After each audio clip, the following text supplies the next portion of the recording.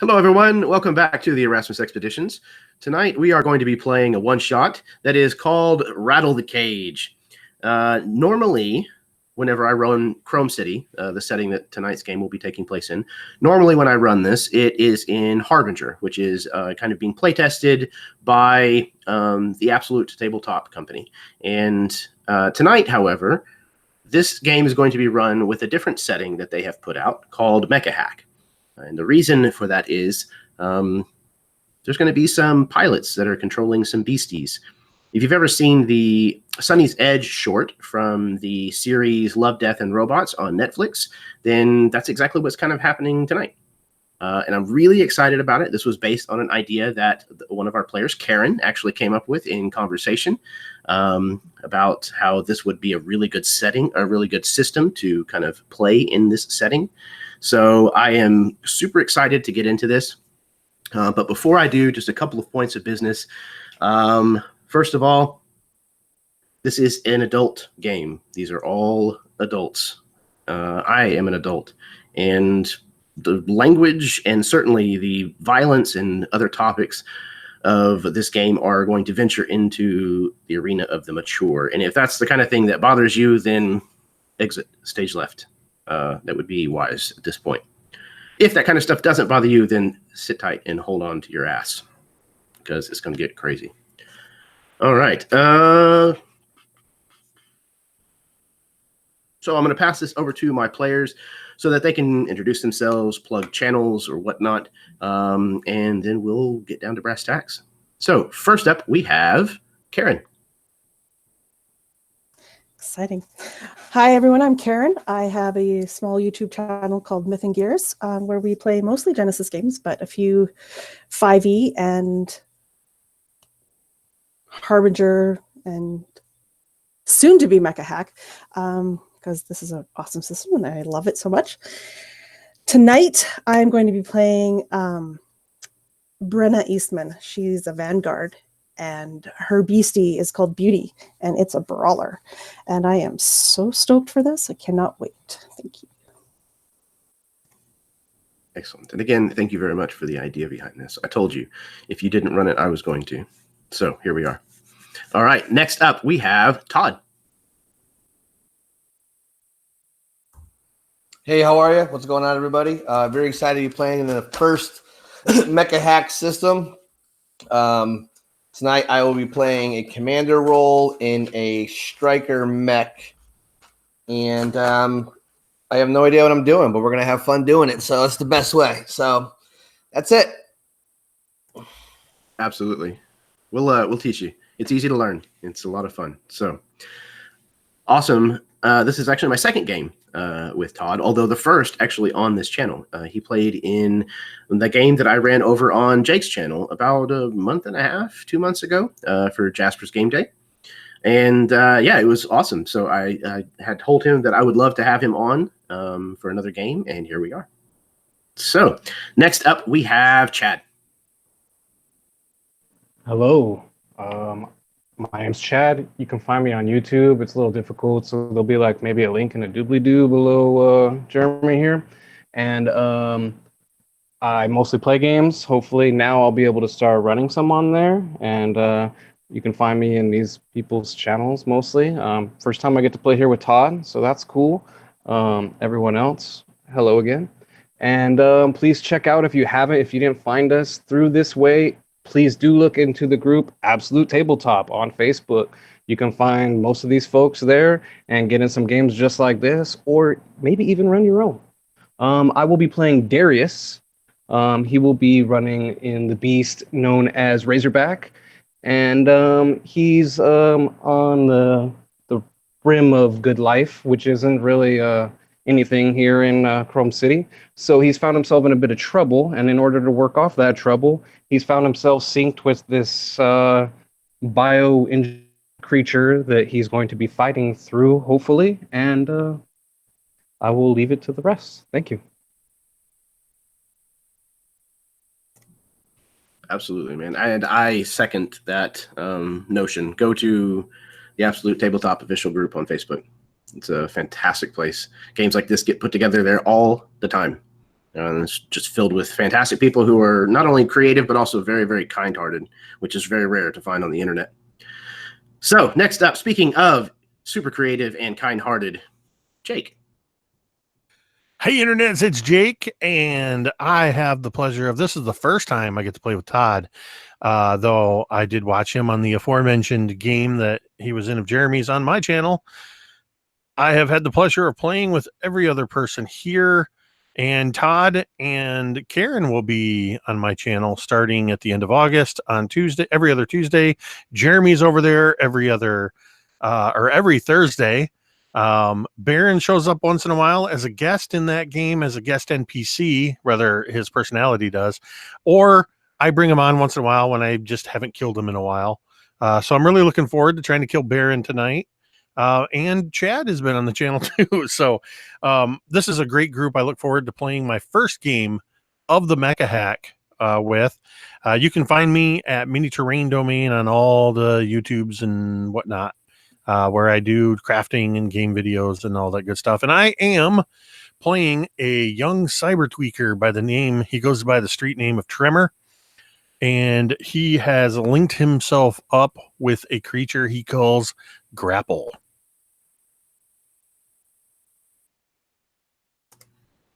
Awesome. Yeah, Jake, always a pleasure, sir. I get to play with you on a weekly basis now, which is surreal, honestly. I love the fact that that happens. And then once a month, I get to run a game for you, which is great. So it'll be awesome to see, to step outside of our usual D&D fantasy type setting and systems and try this out. I'm eager to show you Mecha Hack, dude. All right. So last but most certainly not least, though he's not dead yet, Baron. Gosh, fellas. Actually, sorry, that's me embodying my NPC from Jake's game. And thinking about it, Jake, I think you've actually killed me the most out of everyone, both as a DM and a PC. So cool. I have a YouTube channel, Rolling with Disadvantage. It's kind of on hiatus right now as I'm dealing with various tech issues and kind of straying away from the limelight to get into a better DM group for myself. So those of you that watch, thank you for bearing with me. Happy to be here. Todd, this is my first game with you. Certainly looking forward to it. Hopefully we can chat more in the future. But for tonight, I am playing a persona known as Cormag, a man who certainly has done some nefarious deeds in the past and certainly is here against his will, but he's going to give you a show one way or another.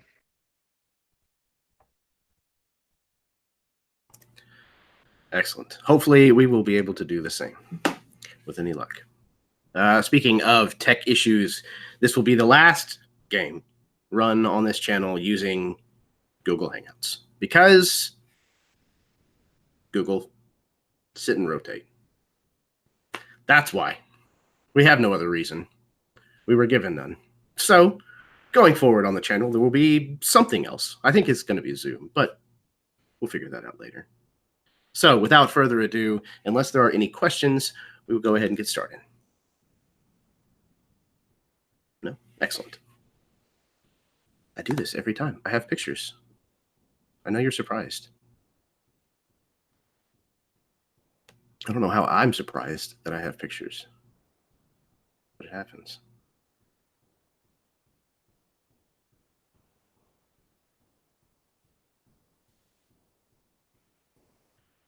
A Levitaxi pulls up outside of a lavish apartment building, just as the light of the rising sun begins to make everything gleam. We see the leg of a wealthy man exit the vehicle, and a hand plunges into the pocket of his bespoke trousers. A single glint follows his hand, erringly falling toward the ground and rolling into a nearby grate where it passes through. We follow as this sliver tumbles through the hyper-colored clouds seeing them quickly turn to the swollen gray of rain. As this glint coin exits the overcast sky, we see the real Chrome City now, lit not by the coming sunrise, but by the myriad colors of its ever-present neon advertisements. A CCPD cruiser blasts into view, sirens blaring, and it hits the falling coin, causing it to fling miles off course. It collides with an almost metallic ting off the side of a building and falls without a splash into the tiny river running along the curb of the street below. It floats a short distance before disappearing into the gutter. A culvert ejects the coin along with a cascade of foul water, but it is caught in a net of glowing green astra. A filthy hand reaches into the net and produces the glint, holding it up to an equally filthy face, bathed only in disbelief. Our focus shifts as a massive levee truck backs into view towards a large cargo bay door. As the truck comes to a stop, we hear a monstrous roar echo to us from deep within this building. Illegal pit fighting has become big business in Chrome City. Dangerous creatures from Bastion's varied moons, and some even from the Harbinger, are controlled by their pilots' minds in arena-style combat. A new league has been established, and they're trying to legitimize the sport. Teams now have arena sponsors and rules that they have to adhere to in order to compete. These sponsors, naturally, take a significant cut of the winnings. All of the other teams you know of have been muscled into joining this league, have retired, or have mysteriously disappeared. You 5 are the last unregistered teams, and, thus far, you have refused to join. But now, being unsponsored is preventing you from landing any gigs. Arenas don't want to bring you in, and the glint is starting to run low. Now the league has invited you, all 5 of you, to a very lucrative fight.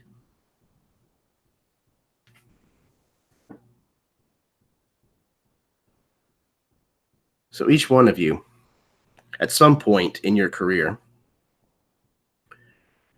you were involved in a match where both beasties lived.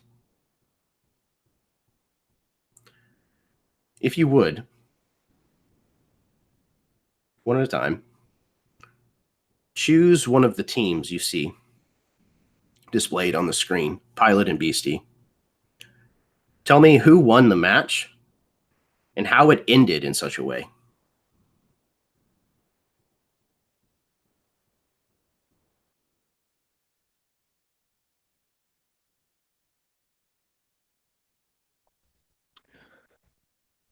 Well, Steele had faced off against Carlene and Porcupine, and it was very close. My beastie tends to be rather lithe and smaller than most of the other beasties, but her natural protection and just spines prevented me from getting as close as I needed to tear into her. It came down to a close match. I was pinned to the wall with various kind of impaling spikes holding me there. And as she went in for the kill, I used what remaining strength I had to disengage and essentially stalemate the fight by breaking whatever limb was holding me up.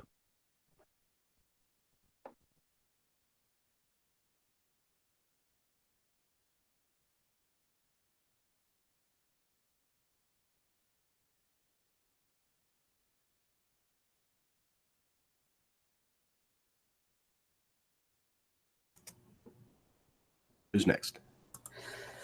So Brenna and Beauty fought Beauty and the Beast, which is kind of ironic that it ended with both of them, the beasts living. And this was because during the fight, havoc broke out in the crowds. And unfortunately, Beauty was struck by a random bottle of some sort of synthahol and was knocked unconscious. And thus the match ended kind of in a unresolved stalemate. Technically, the win went to Brenna, but it was not a win that she was very proud of.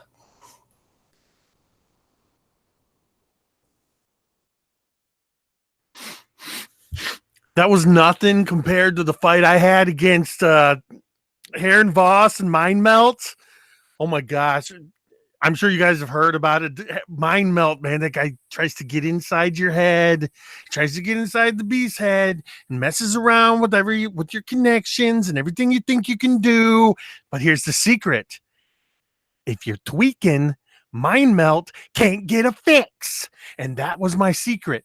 The problem was when Grapple got in there and took out Mind Melt's connection, well, I kind of lost control of Grapple. Grapple started to, well, let's just say Grapple started to grapple. Things got a little bit crazy and they called the whole thing. It wasn't my fault. I'm telling you, it was Voss's fault, but they called the whole thing. And the worst part is I didn't get paid. So I better be getting paid this time. That's all I got to say. Glint, glint.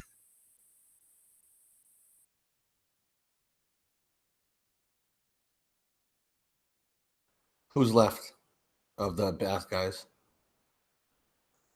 Frostbite The and second Inferno. one and the third one. Oh, and the last one, I believe. So you all may remember the time that Vega with Alpha Supremus went against Frostbite, fighting with his short sword and shield, luring him in almost behind a barricade. And what Alpha Supremus was known for was his wings, almost as if it could fly, not for long distances, but it would set up its shield barricade in front. And Frostbite's tactic was to make the ground slippery, as if you couldn't move, as if you were rooted. And as I was being overpowered and Alpha Supremus was pushed back, in almost a blink of an eye, he was able to jump far away using those mighty wings. And as it landed, and Frostbite had to pursue, the sword was dropped and the end of the hand had opened up. And what you saw was a mouth with teeth on that hand. And it began to rotate. And all these little teeth shot out and it had ripped Frostbite apart.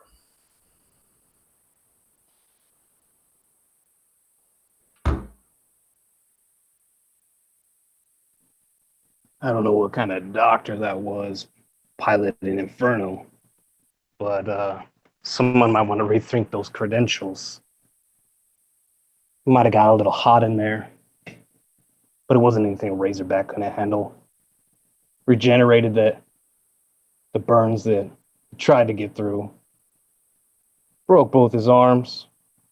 Poor Razorback. He'll bounce back in no time. Even with both arms broken, managed to get in real close. Let the bladed chitin on his back do the job. Stabbed him real deep. Waited and watched him bleed out. Blood evaporated. No sweat.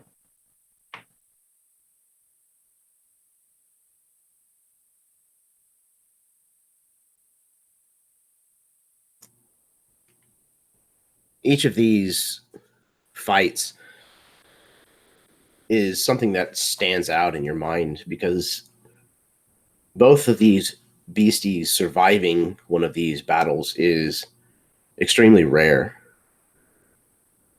Some survive, but spend a long time having to be healed, repaired.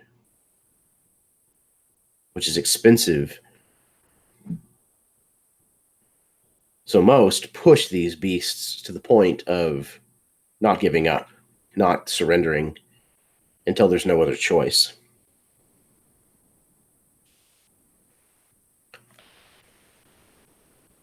The 5 of you, independently, have arrived where you were told to come for this fight. The location that you have come to is further down in the city than most people even realize exists. You find yourself in a place known as the landfill. This is the place where the dead of Chrome City are unceremoniously dumped. Levidozers load bodies by the bucketful onto barges that then take them to one of several buildings called furnaces. Furnace number 107 is the arena today. As you're arriving and having the usual inhibitor chip installed into your beastie, which will prevent them from going rogue and possibly killing any of the crowd members. If each of you could describe your setup, what does it look like when your team arrives at an arena? What do we see as far as your pilot goes and as far as your beastie goes?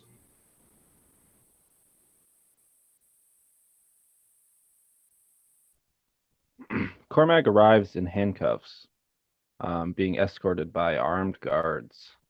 He is athletic looking, but not overwhelming in stature or very intimidating really at all. He's shirtless, and he has no shoes.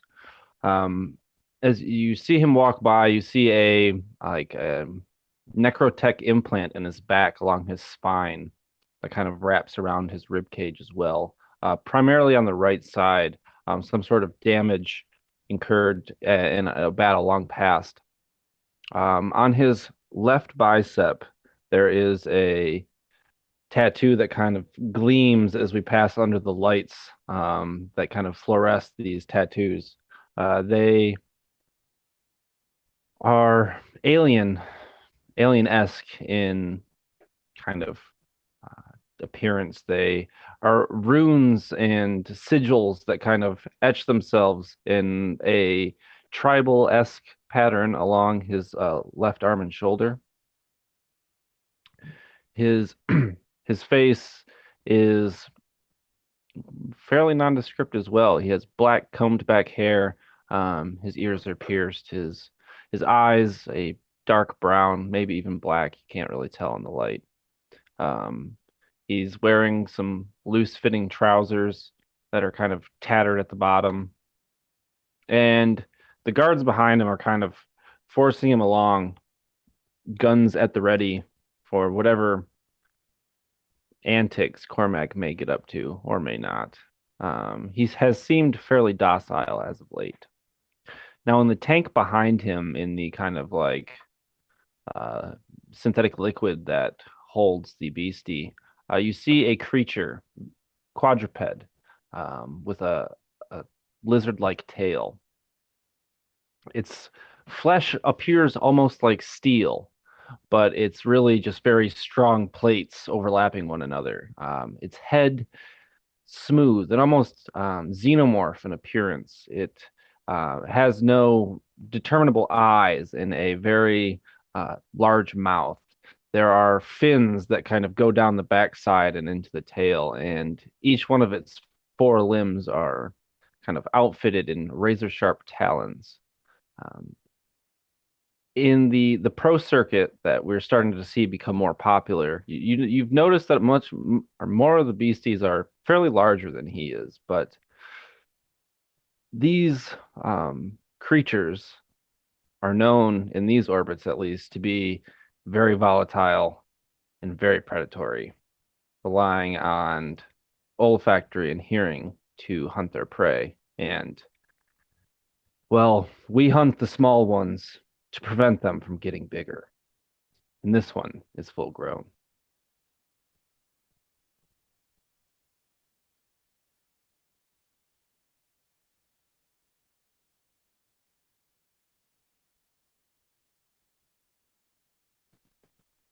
Being unloaded is larger container than most, and it's being lifted off by two orcs that are giant mech suits that are lifting this giant cage that is a very opaque, but it's still somehow you can see through it, and it's floating in a crimson liquid, and you can't really make out what's inside of it right now. It's too murky.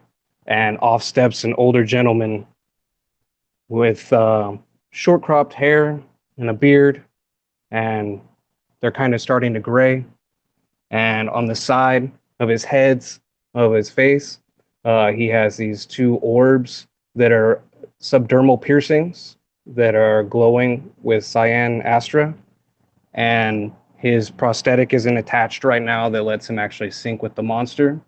And he walks out holding where his jacket would clasp. And he's looking around, getting ready, and just observing the next person coming off.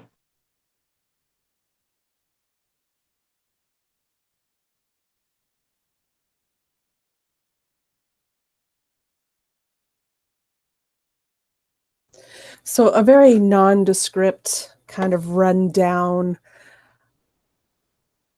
extremely rundown hover vehicle approaches, carrying, it's kind of got a low deck, and it's got this massive cage.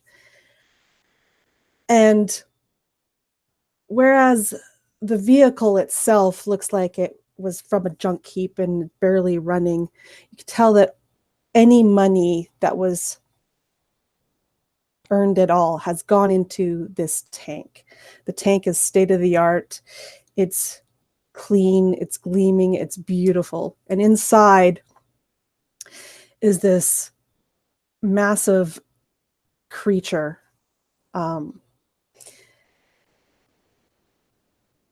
Just covered in a bunch of like chitinous plates. Got this most nasty grin on its face, its teeth just dripping with its saliva as it's staring out at anything that's passing by. And as the vehicle stops, out gets a couple of humans, and one of them is a young woman with a large mohawk, shaved sides. And on one of the sides of her head is a jack for porting into, to get into contact, into communication with her beast. And you can see her as she's talking to people who help to unload this cage. She's very gruff with everybody. Curt, doesn't say much, is not the nicest. But as she approaches the tank, her mannerism just changes, and she caresses where she can reach to her beast. And it lowers its head down and touches the glass. And she rubs the glass where it would be. And you can see her smile before she walks away into the arena.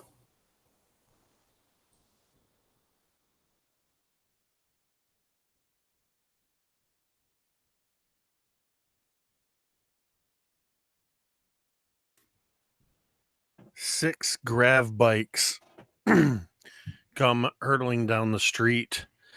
The grav bikes normally run silent, but these have been deliberately modified, particularly the one in the lead, so that as it's cruising down the street, you hear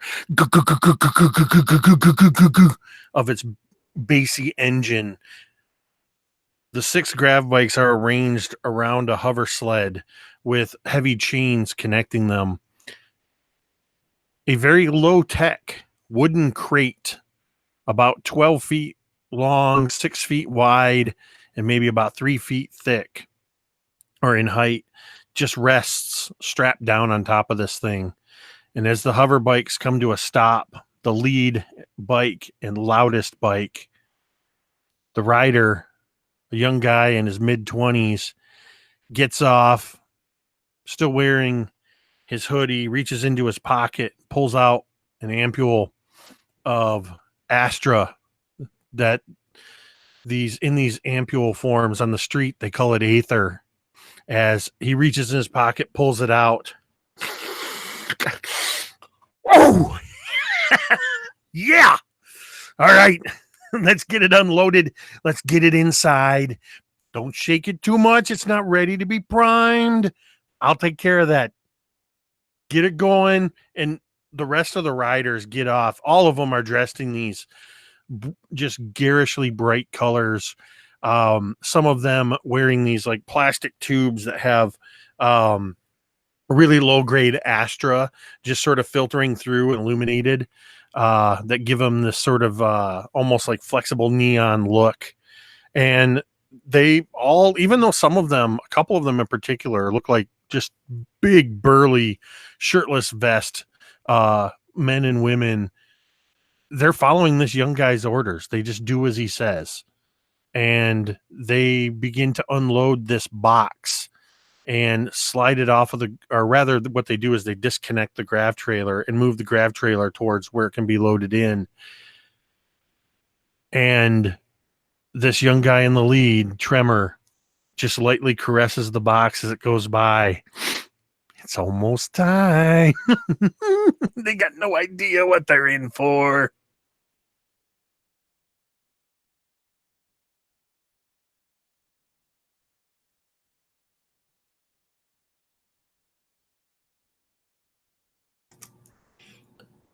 All right. And last but not least,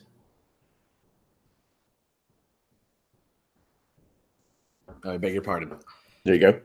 So amongst everybody coming up in motorcycles and trucks, it's quite unclear, but from an alleyway comes out a person who looks basically human. There seems to be no mods to him, no mechs, no themed haircut. He's wearing a hat with his beastie's name on it, Alpha, tank top, black trousers, and bright red snakeskin boots. Right and to his left, he has a couple of females, very attractive, dressed almost exactly the same, except for a little more scandalous. And as they make their way up, anybody they see that might be paying attention or cheering that recognize Alpha Supremus, the young ladies are handing out similar hats and merchandise. And what's particularly odd about this is that if eyes can come off of the ladies or the red boots, what you notice is that Vega's beastie is actually walking up right behind them, obedient, calm, straightforward, not being roused, almost completely obedient, knowing that the time is yet to come when it can act out of order. It's fairly tall and massive wings that seem to be tucked behind it. And it looks between the cross of, for our audience watching, if you know the 40K universe, a giant hive tyrant or the mother alien from the movie Aliens, except for it has wings. It's kind of like a cross between the two. No facial expressions, no seam of adrenaline. It looks very docile. And almost in a diamond pattern, they make their way towards the arena. And Vega looks over at all the fellow pilots, fellow people there. Gives a nod to Tremere, points at Brenna, thumbs up to Cormag, shakes his fist at Darius almost like in a welcoming way, and seems like he's very honored and happy that he knows he's joining up with you all. As the females hand out hats and merchandise.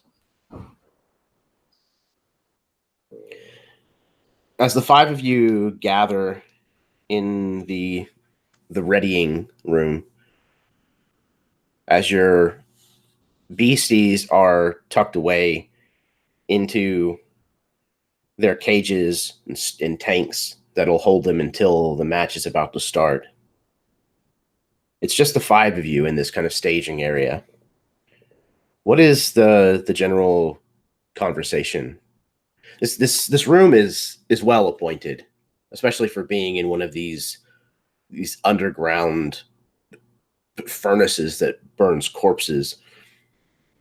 This place has like a fruit laid out on a tray, and like bottles of drinking water and a nice champagne. I mean, this room has been tricked out and set ready for you. But what is the atmosphere and the conversation like as you guys are kind of awaiting the instructions for what's going to happen tonight?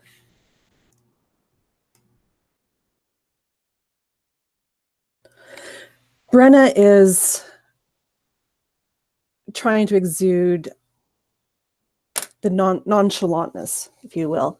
She is lounging in one of the stuffed chairs that they've got in this room, and she's got her feet up and crossed on the small table in front, kind of pushing aside some of that fruit that's out there. And she is just leaning back as if she hasn't got a care in the world, just watching each of these other pilots enter the room.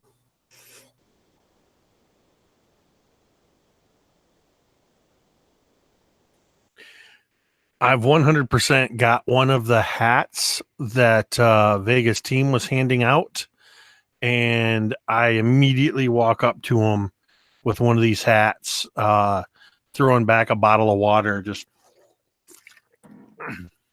you're Vega, right? Oh my gosh. Do you mind signing this? Will you please sign this right here? Sign the hat. Will you do that? That would be so awesome. Seriously, dude, sign the hat. I would be happy to, my friend.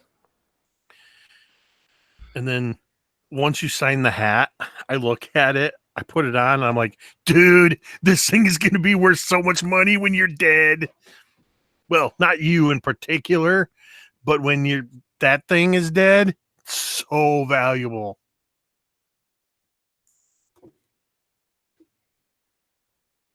I would tend to agree. All of us will be immortalized, I think.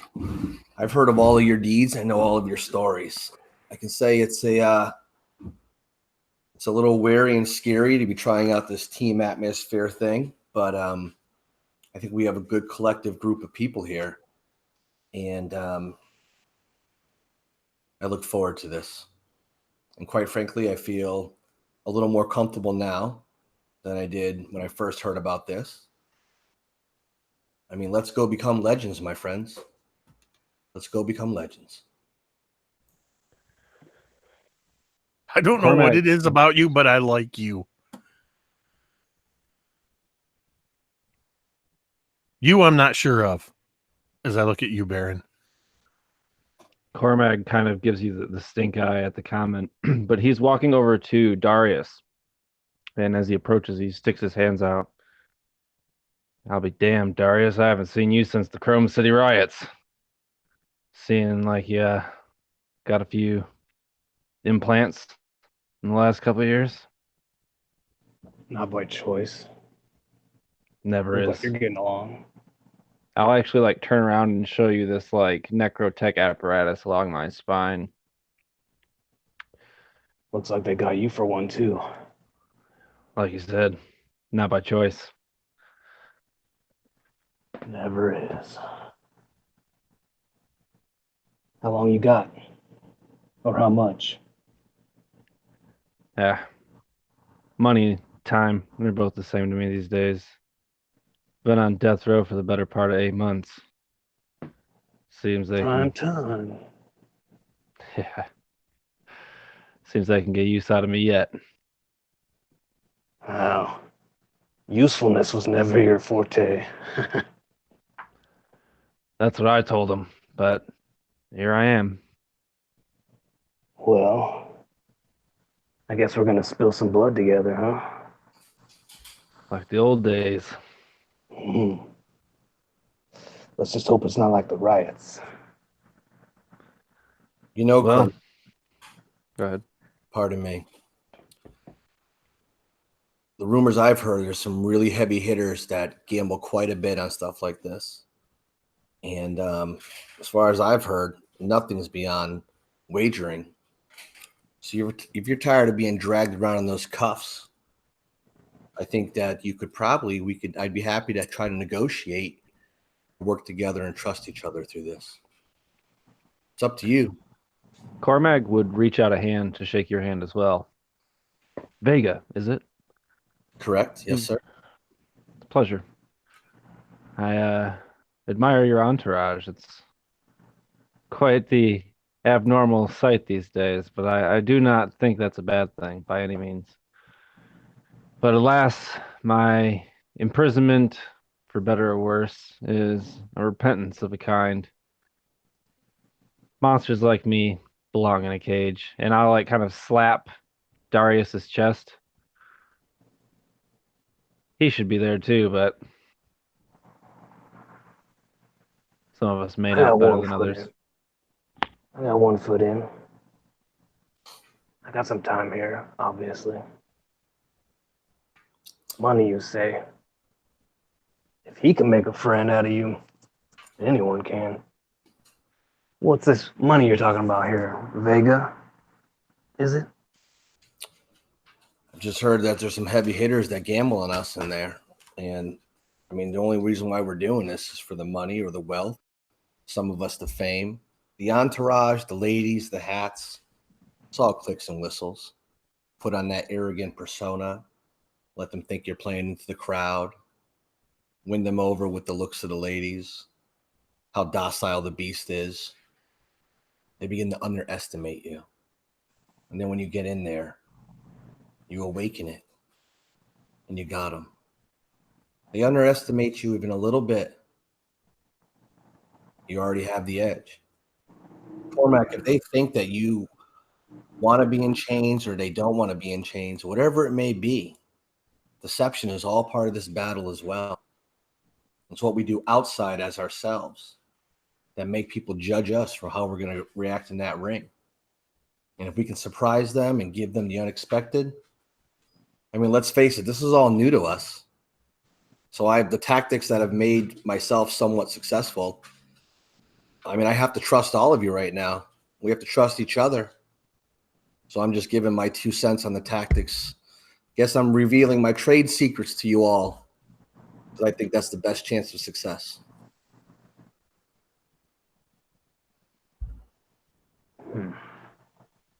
I like you. You're growing on me.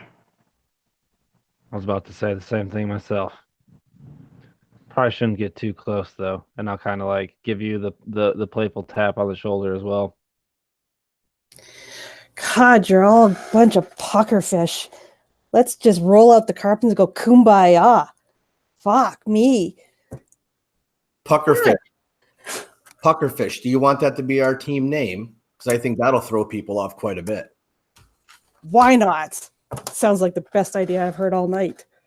Do we want a some sort of verb or pronoun in front or after that, like puckerfish of doom or something? Or Flaming. Fucker. fucking puckerfish of flame? Is that what we're gonna be? Well, This is great. you I grew up on the street with no dad, and now it's like I got 3 dads here. This guy's the inspirational one. You're the badass dad, and I still haven't figured you out yet, but this is going to be great. You are definitely not like my mom, though. Thank God for small miracles. More like a older sister. Oh, shoot me now. It's like one big happy family here. Oh, Vega's gonna look over at Brenna, just kind of look at her respectfully, but at the same time, almost like he's measuring her up, and just a lot of spit and dirt in you. I can see. I like that. Hopefully, by the end of this, we can earn your respect. But I understand the hesitation. But I can tell you, whatever we face out there, we have a better chance if we try to work together. But I do like your saltiness. I admire it. Hey, Tweaker, you got a smoke? Who still smokes these days? That stuff will scorch your lungs. Try one of these. And I'll hand you a little ampule of Aether Astra. Well, shit. Darius will shake his head and hand you a cigarette as well. I'll respectfully decline. Actually, no, I won't respectfully decline. I'll just kind of like get that shit away from me. Fucking drug addicts. Thanks, I look over guys. at Darius. I'm like, okay, I think I just figured you out. You're the grandpa. Oh, kids these days. Look, I'm all for this team thing. Unless, you're on the other side of the ring from me. I ain't pulling any punches. I got a job here, well, a sentence, or whatever you want to call it.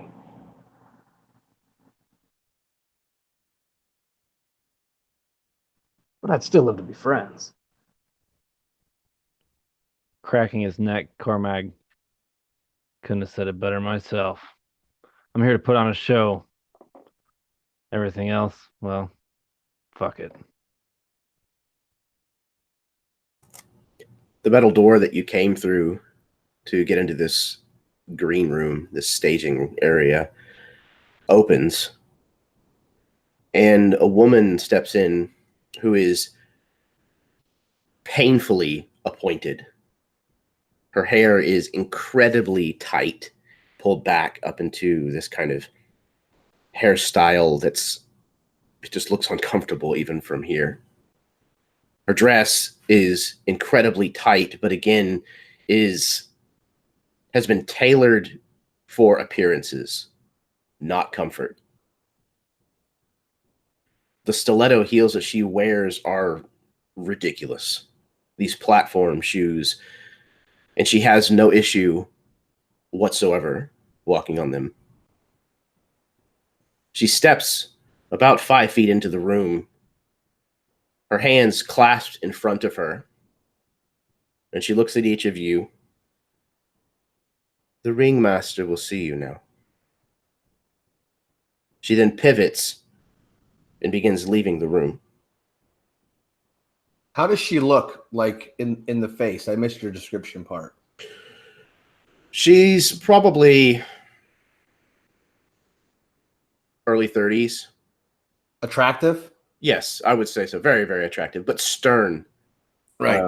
So Vega's going to say, hey, if this doesn't ever work out, let me know. I might have a job for you. I would rather break off your dick and shove it down your throat. Now, I'm going to headhunt you to be on my team because I love that attitude. You want a hat?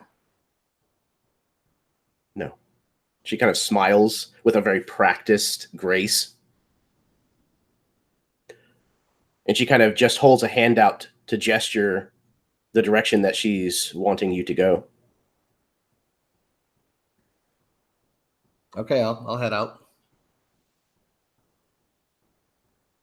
She waits until you've all exited this staging area. And she walks beside you down this long concrete hallway, this Spartan, awful place. It reeks of death here. And you can hear the whirring of machines not far enough away. You hear the clopping of her stiletto heels as you walk past these rope lights and neon Astra-powered lighting that has been strung almost haphazard here. And it's not just that it was lazily done. It's almost part of the aesthetic. This kind of chic, not caring too much approach to decorating. This building is old, and it's certainly been repurposed. Signs of what it used to be used for are present everywhere. There's blood stains all over the concrete, the walls, the ceilings. There's scorch marks everywhere. The concrete is chipped, dented. There's places where you can see the underlying rebar inside the walls. As you walk down the hall, you realize there's something kind of strange. You hear her heels. You hear the machines. You don't hear a crowd. You don't hear the thrum of energy that comes with a collective of people that are about to watch the kind of carnage that these fights bring.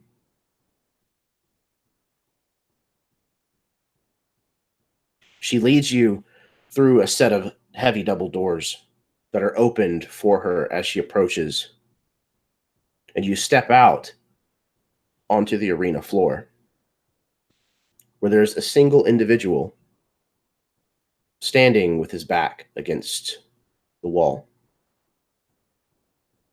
And as you enter, he pulls himself away from the wall and begins to walk towards you with a cane. Like her clothing, his is perfectly tailored to his form. And almost everywhere that there's an edge to this suit is this glowing blue electric astra. His face, however, is completely obscured by this flowing stream of astralight that is almost like fire, just constantly trailing upwards away from his neckline and disappearing into the air above his head. He walks with this cane, a slight limp in his step, and he approaches where the five of you have entered. He motions dismissively towards the woman who brought you, and she steps back into the hallway, and the doors are closed. He says, "I am known as the Ringmaster.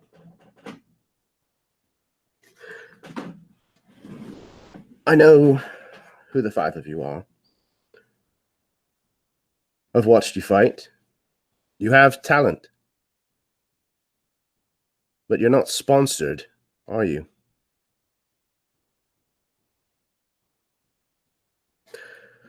I suppose that's become a bit of a problem. You see, the League offers protection, lucrative jobs, such as this one. We take care of our pilots and their beasties. 60% of your winnings. But, as I said, we take care of you and your beastie. This is an opportunity that's not going to come around a second time. The League has asked me to propose to you this offer. I wouldn't refuse if I were you.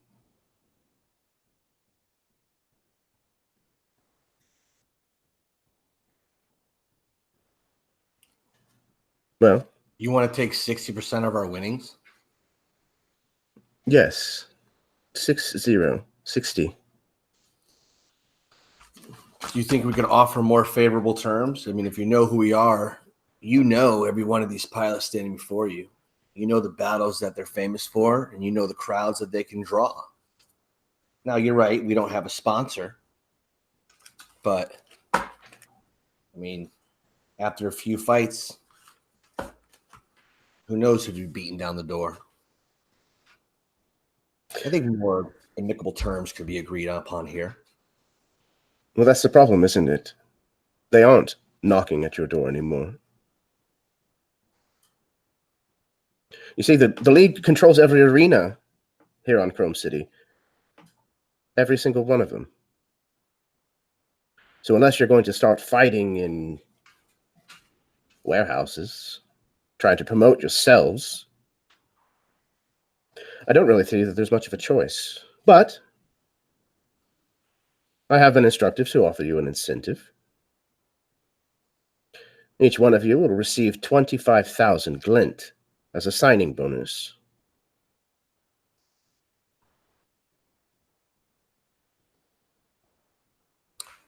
Why are we all just standing here? This dude with the glowing suit and the Astra head is offering us 25,000 glint. Give me the pen. I'm signing. We're all signing. Well, I would like wonderful some news. sort of how about some sort of tier incentive? The longer we fight and produce for you, the crowds get bigger. We get a better percentage. I mean, what's good? 100% of nothing or 50% of something? Vega, I hate to cut you off, but I've been instructed by my handlers to agree. I'm in. It is my understanding we're all supposed to fight together. We're a team sponsored by you. No, you'll fight in the usual way. One pilot, one beastie versus one another. You may fight one another for all I know. We're looking to add you to our stable, our growing family. He kind of looks at Trimmer with kind of a knowing expression, though you can't see it. Look, my only problem with the arrangement is 50% of my winnings aren't even mine as it is. How am I supposed to give them 50 and give you 60? Who do you owe a debt to? Oh, if you know me, you know who I owe a debt to. I'm obligated to not speak their name, but he shows you like a mark on his neck as he pulls down his collar, and there's a branding there that's scored by Red Astra. The Chrome City Cobras, that's quaint. We can purchase your debt. Are there any more issues? That's I gotta admire that. You know, if you can do that, then I'm yours, I guess. Ringmaster, I put on a good show. I've been a good boy. I don't have debt. No offense. I don't have anybody I owe money to. So I guess my party, my friends here might be happy with your offer, and that's fine. But I'd like some sort of tier incentive. The better I do, the more I get. You know what Alpha Supremacist can do. If you say you know us, we'll draw the crowds. More will come. It'll generate more for you. In return, it should generate more for me.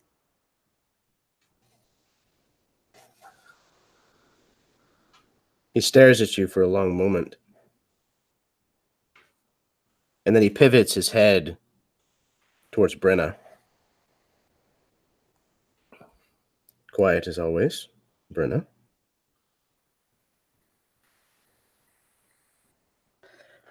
I'm waiting to hear what you say to Vega here.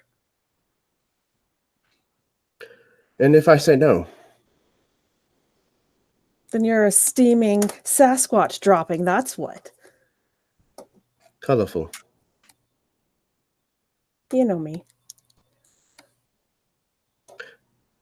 Since we're all getting to know one another, he removes a hand from his pocket and waves 2 fingers forward.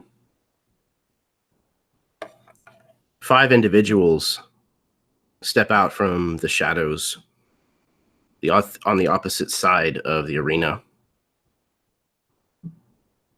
And each one of you recognizes these individuals. Karen Voss, Brock Nim, Beauty, Carlene, and Dr. Eelstein.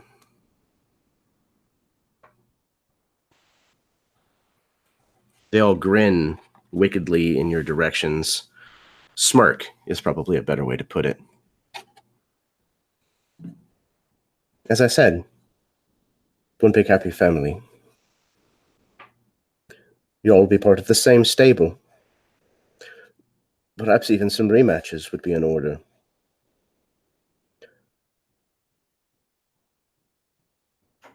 So, it seems Cormac, Darius, and Tremor have had the good sense to accept our offer. So if you'd like, the three of you may leave. We'll be in touch. You've got to be kidding me. They're part of your stable. Yes, they're quite good. Well, that's what you think is good. I've got one question. You said you take care of our beasties. That comes out of your 60%? It does. However, we own the beasts. They become our property.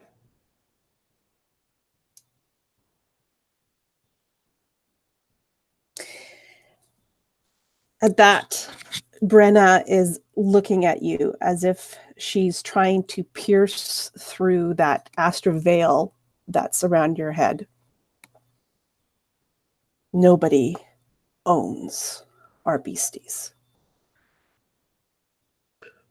Well, not to put too fine a point on it, but we'd pretty much own you as well. To be fair, this isn't anything new for me. I don't own steel. Hell, I don't even own my life. And signing this contract is just the next step to me seeing daylight again.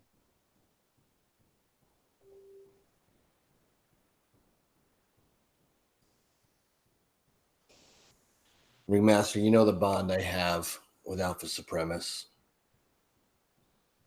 He's never going to be yours. I've been respectful to my opponents. Brock over there can attest to you. We had a good match.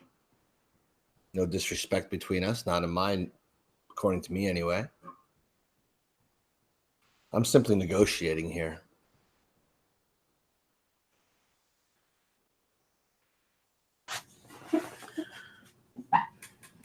And I think that might be where you're mistaken. This is not a negotiation. I brought you here to offer you this generous deal before other measures were taken by the League. This was not my idea. I opted for proceeding with other methods. But the board is persuasive. I'm going to look past him. Brock, you let them take ownership of Frostbite. He kind of sets his jaw. Yeah? Yeah, I did. Would you say we had a respectful match, Brock? A good one. Drew the crowd. Yeah, it was all right. Sure. Then honestly tell me your take on this offer. What made you join and go on? Look, man, before I took this deal, I'd never been above the cloud level. Now I get to see the sun about once a month at least. It's been pretty good for me. Besides, I could stand a rematch. It's kind of like the one incentive of joining, in all honesty. I would be honored to. Game Master, I'll agree to the terms of the money. And I'll agree to the terms of the contract that you can think you own Alpha Supremus, but opposed to a tier step of an increased value, I want to have a certain amount of fights that if I survive and I make it through, I have the option to walk at any time with Alpha Supremus. Ownership is resorted back to me after an allotted amount of fights that I win.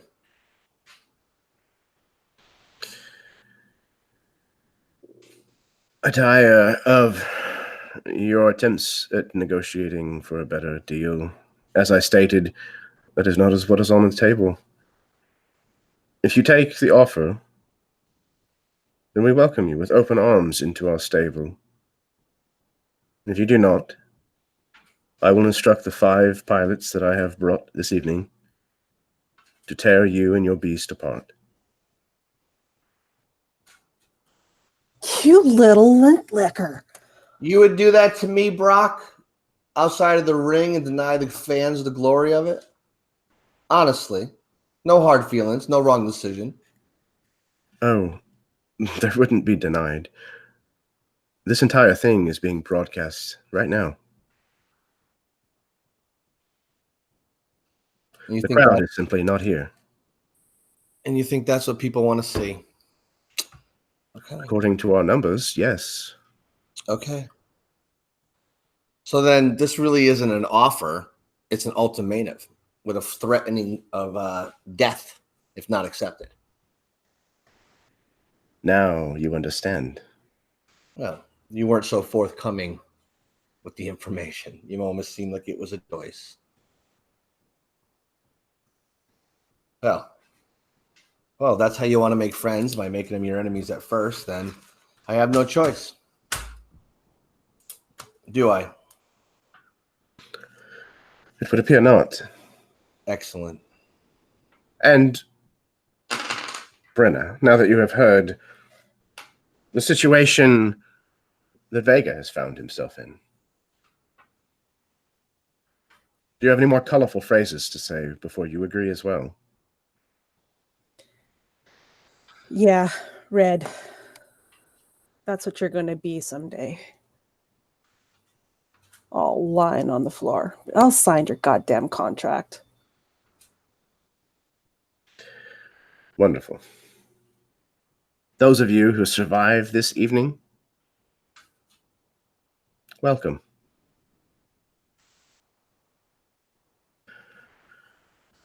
He takes you back to the ready room. The woman has come to retrieve you. You walk the long walk back down that concrete hallway. And that door shuts behind you to leave you alone for a moment. 5 contracts. These glancers have already been laid out on the table, and they await your signatures. These are exceedingly long, very lengthy legalese documents. Where's the 25,000 signing bonus? The woman who has brought you back into the room says, when your signature is received, it will be cleared to your account. There's information to be filled in on these documents as to which account you would like the money deposited.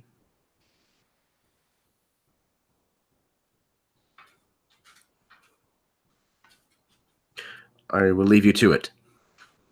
She then turns and leaves the room. Okay. I've already signed it. Yeah, Trevor flips through and finds the pages that are X'd or, got Anything little... that has to be filled in, I filled it in already. Yeah, he's just nonchalantly filling out whatever. I'm just eyeballing Vega. This hat is already getting more and more valuable. Keep it up, Daddy-O. I just lean towards Tremor and I go, remember what I said about misleading people. Anything in the contract that states clarification of how long it's for? So I'm going to read through it. Vega's going to read through the whole thing. Yeah, it'll take some time, but you certainly can. Okay. It is very vague anytime that it mentions a time frame. I mean, this is certainly written in their favor. There is absolutely no question about it. And then pretty much the only thing you can find as a definitive is upon death. Okay, and just out of kicks and shit here, just game wise, how familiar am I with like where my beast is right now? Would it come if I called? Can I get to it? Do I sense it? Like, let's say I didn't want to sign it and I was like, I'm out of here. Knowing this place and what it is and the history of it, I mean, common sense. Vega would use common sense, but at the same time, I mean, if it's an auto death, if he does so, I mean, obviously he wouldn't try it. Like, how powerful is this? Do I really know it's this powerful? Am I really feeling like I'm trapped? I would say that you're feeling like your back is against the wall here. Now, you could find where they put Alpha, because you went with him to get put into this tank or holding cell basically before this fight. So you could get there, and more than likely you'd be able to set him free, get him out with very little issue. Getting out might be a little bit different. There are definitely armed guards here, so it's possible. Is the lady still in the room that brought us in here? No, she left you and shut the door. Can we look to see if the room's bugged? Do we have any ability to do that? You get the sense that it might be because of what the ringmaster said to Trimmer, kind of echoing his sentiment of becoming one big happy family.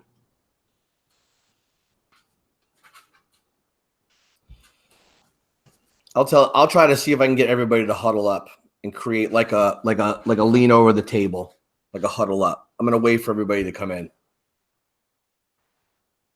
I'm the first one with my arm around you, already in a huddle.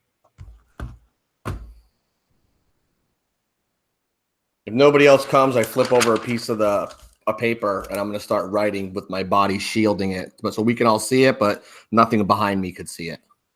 Yeah, absolutely. I'm gonna look at Brenna and wave her over. She'll just stare at you while Tremor kind of rushed in. She's watching you, but as soon as you start writing and doing what it is, she's a little bit curious and she'll come closer so she can see, but she's not getting too close to this. I'm gonna write, fuck this. Let's go to our beasties. Let's go to the arena in front of the crowd and let's win this fucking shit and write our own rules on how this needs to be done. That's what I write on the back of the piece of paper. And then I write, I'm walking out in 15 seconds to find Alpha. I am the biggest stoner here, Vega. I am almost never in a right frame of mind. But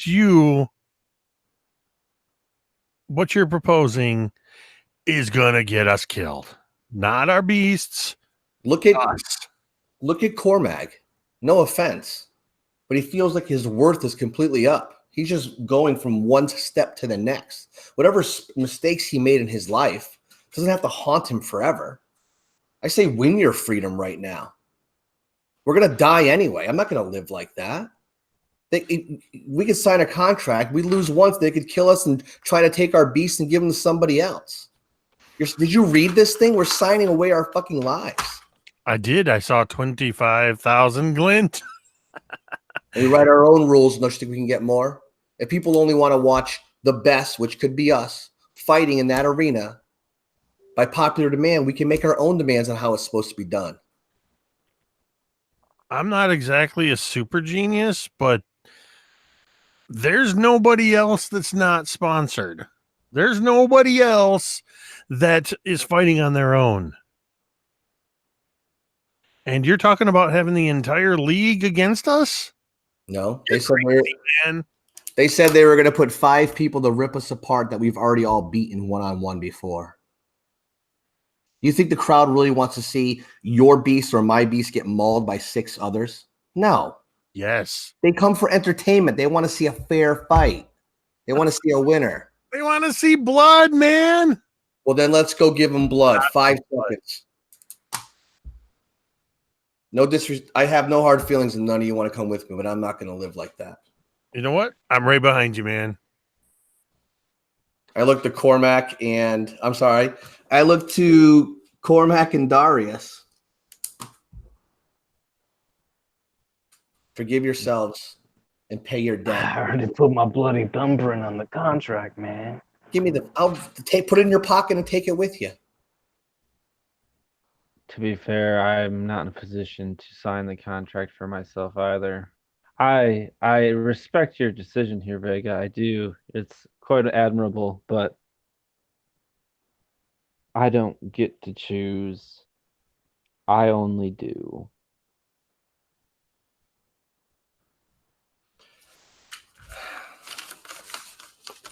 Well, if you only do, you don't get to choose. With all due respect, who else has spoken about your freedom and letting you make your own freaking decisions in the last 5 years of your life? I can assure you the last time I made decisions for myself, people died. And frankly, I don't need that kind of weight on me anymore. Put someone in the ring and I'll kill them. That's neither here nor there. That's all I'm saying we do. We go out there and we fight on our terms. That's all I'm saying. Look, we either win the respect of the crowd and change the rules of this thing, or we do so good that where they go, hey, bravo, now sign the contracts. If you try that shit again, you're dead. In either case, they're going to make money off of this. I certainly cannot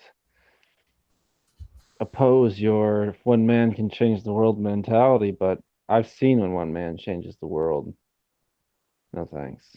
I'm in. It's too late. I don't get to sign. My handlers are already handling it for me. So it's only a matter of time anyway.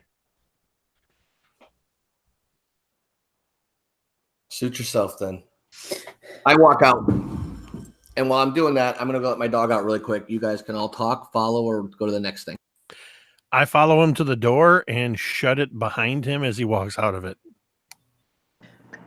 Brenna quickly grabs her contract, doesn't even read it, just signs on the line. So if he didn't sign, do you think they're going to let us get in the ring and fight against him? Because that would be really cool. I kind of want that. Dude, you're Could you imagine how much this hat would be worth if I was the one that took out Alpha Centauri or whatever? What Alpha Supremo? I think Cormac would grab you by like whatever kind of jacket you have on and like hold you like you're scum. That's no way to talk to your kid, Dad. I think I would actually like reach into your pocket and pull out that Astra canister that you handed me earlier. I'm gonna do that. You're going to do the Astra or you're going to take it from me? No, I'm gonna do it and then kind of like drop it back in your pocket. I'm still not sure if you're the cool dad or not. Uncle, maybe.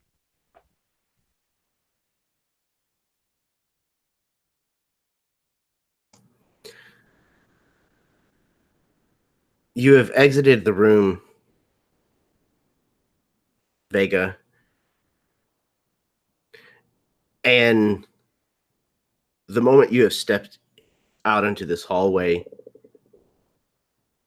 though Tremor was right behind you, you hear the door shut as you've exited, and the other 4 have remained in this room. It seems that it might just be you and Alpha Supremus.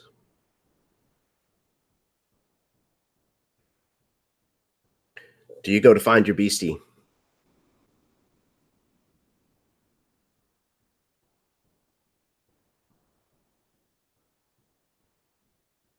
I go to find the lady. I make my way towards the beastie, but on the way, I'm not going to try to be sneaking. If I see the woman or the game master, or whatever, I will like continue walking, but I will talk to them. Mm-hmm. Basically just who's the next person in line to talk to. and try to negotiate more favorable terms by whatever. Well, however, we'll see how that goes. So you stroll down these hallways, kind of having to stop every once in a while and remember which way you turned, this way and that.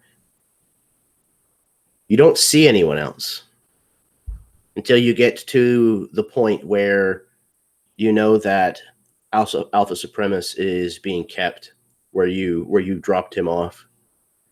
And there's just some attendee, some guy who's lazily kind of mopping the floor, half-assed. And you can see the door that leads to the interior of this holding cell. And you can see Alpha Supremus just on the other side. He kind of starts as you enter the room. Oh, hi, Vega. Hi. Can you open that door? Can I open? I mean, I'm not supposed to. You can, or I can have him blow through it. Take your pick. No. I wouldn't be standing there, though, whatever you decide. I'm just cleaning. I'm just cleaning here. If there's a beast in there, we're not supposed to open the door. Okay, then kindly step aside, please. I don't want you to get hurt. Yeah, okay. He kind of like moves to the side, like clutching his mop as if like it's going to protect him. Okay. Can Alpha do that rare projection with his wings, the jump jet, and push through it and break through that door? He can certainly try. These things are definitely designed to try to withstand these kinds of ferocious creatures. Gotcha. He can certainly try. So, I think maybe test power. So I'm just going to calmly go, Alpha, come. Test power, right? Yeah. And I think because these things are specifically designed for it, I think it's going to be at disadvantage. Okay. That's fine. As long as I don't roll a 19, I'm okay. So I rolled a 4, and I rolled an 11. Excellent. So you hear Power's 15. Okay, yeah. So you hear Alpha Supremus kind of stand up to his full height, and you hear the unfurl of the wings, and then they beat down in a rapid, like concussive action, and you hear the cracking of glass. Now, the door that you're looking at is metal. It's steel with glass, like windows that you can kind of see through. The other side, however, you can see is almost entirely glass, and it looks out onto the arena floor. Okay. You can see that glass that's facing the arena floor is now all like cracked through with spider webbing. It has not completely busted free, but it is broken. Did he go through that way, or did he come towards me? He has not gone out yet. He broke the glass that faces the arena floor. Okay. He's still in the cage right now. It looks like it might take another bit of force to kind of bust through this thing. And I'm going to say, wait. And I'm going to say, you can't let the beast out. Is that correct to the janitor guy? He's kind of like got his head kind of shrunk down between his shoulders at the enormous noise that Alpha Supremus just caused. And he just kind of shakes his head, affirming that, yeah, he can't let them out. Fine. Let me in then. Please. He kind of like reaches down to his belt, and his hand is just trembling, and he pulls out this small glancer screen that looks like it has like clearance identification information kind of written on it. And he kind of shaking walks over beside the door, kind of leaning his hand out as far away from his own body as he can, and kind of lowers this down into the kind of the keypad. And there's a red light that comes on, and there's basically like a confirmation question, like, are you sure, status equals occupied? And he kind of reaches down and presses the OK button very quickly. And there's this noise as the pressure is kind of released on these door locks. And you hear this kind of one at a time, cocoon, cocoon, cocoon, cocoon, as these locks kind of slide free. And then the door kind of starts to raise from the floor up.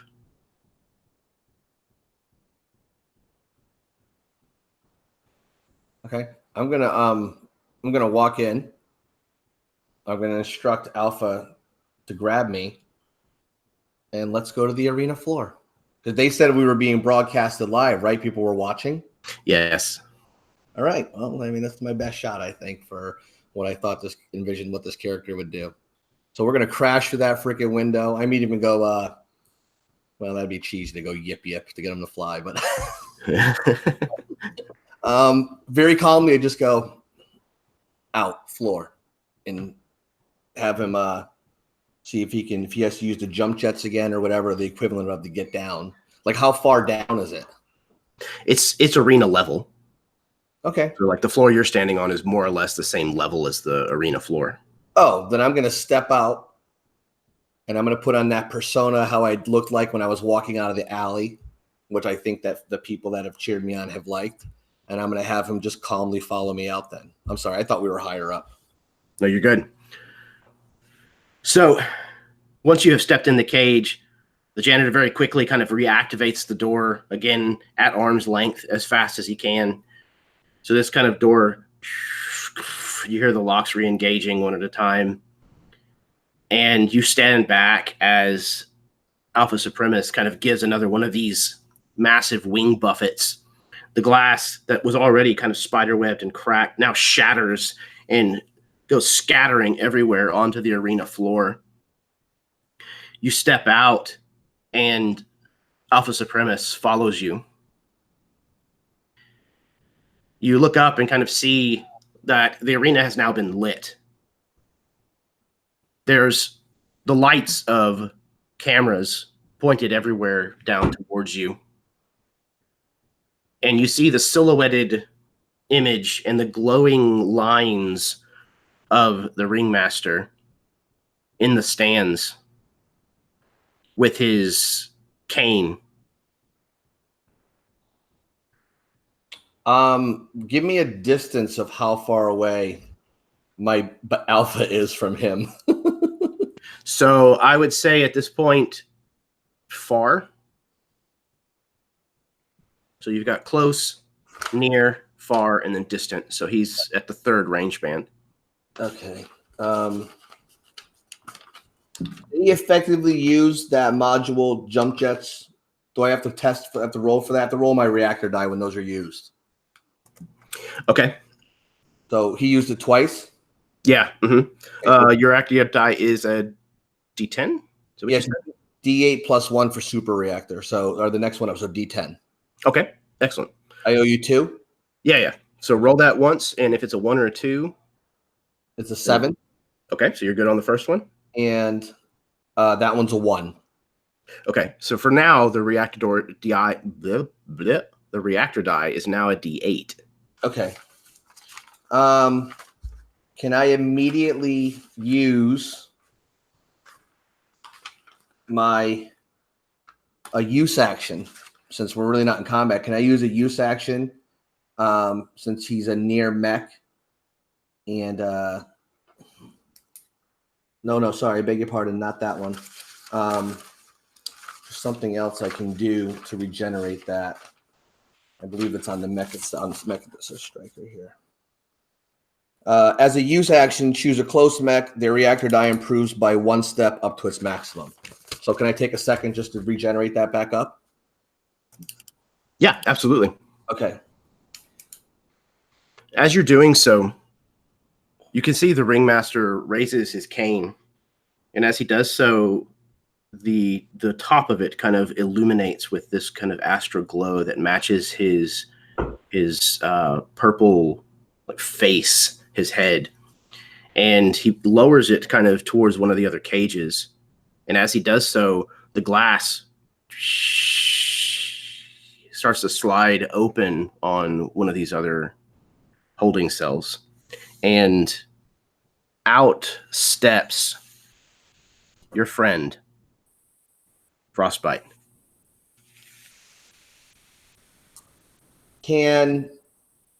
So the game master, describe to me what's around the game master. He's just sitting there?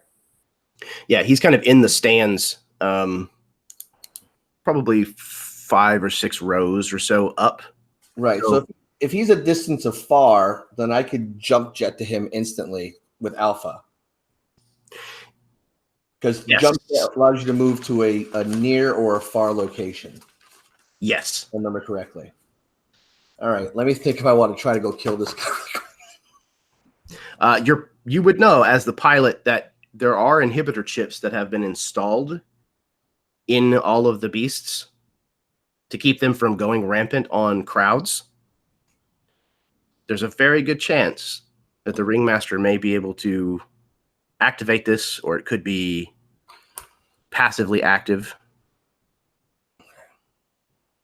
I'm going to look to him then, and I'm going to, in front of the crowd, with the crowd and everything else. I'm like, it looks like the rematch is at hand. The ones people talked about, the one we all want to see. I've signed no contract because I don't think any of us should be owned. So, ringmaster, crowds are watching, bets are being placed. This goes down and I win. I'll sign the contract, but Alpha Supremus is mine. And Frostbite returns to Brock's ownership.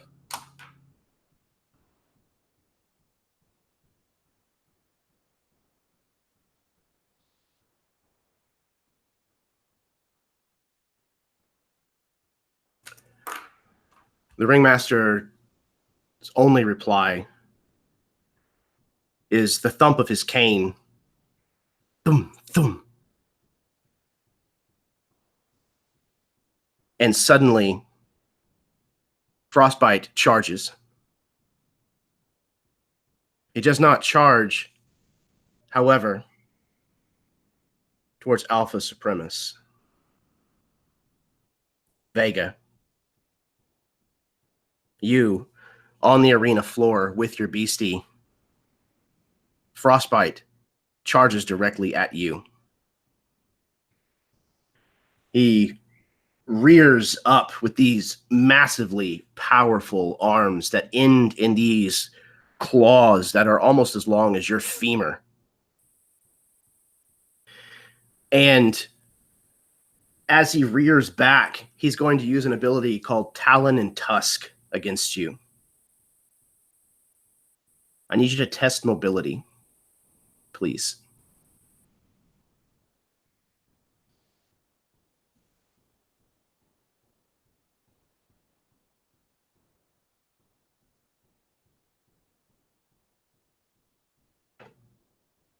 You're muted, Todd. You're muted. So I rolled a natural 20. But I think I can re-roll that. When you roll a 20 on a test, you can choose to re-roll the die as a striker. Oh, perfect. So, Wow. Adaptable robotics. Nice. Okay. So we'll re-roll that. That is a 10. And what is your score? Mobility is a 13. Okay, good deal. So that's a pass. So he brings up. Go ahead. Sorry. No, I was like, oof. Yeah. So he brings up these massive talons and just slams them down. And there's like rivets that are cut, rivulets that are kind of cut into the concrete that like on all 3 sides of you as this thing tries to get at you. And you kind of manage to duck out of the way and get out from underneath its hand, kind of ducking between these 2 trunk-like fingers. It looks down at you with this kind of massive schnoz and these large tusks, and it kind of opens its mouth down towards you and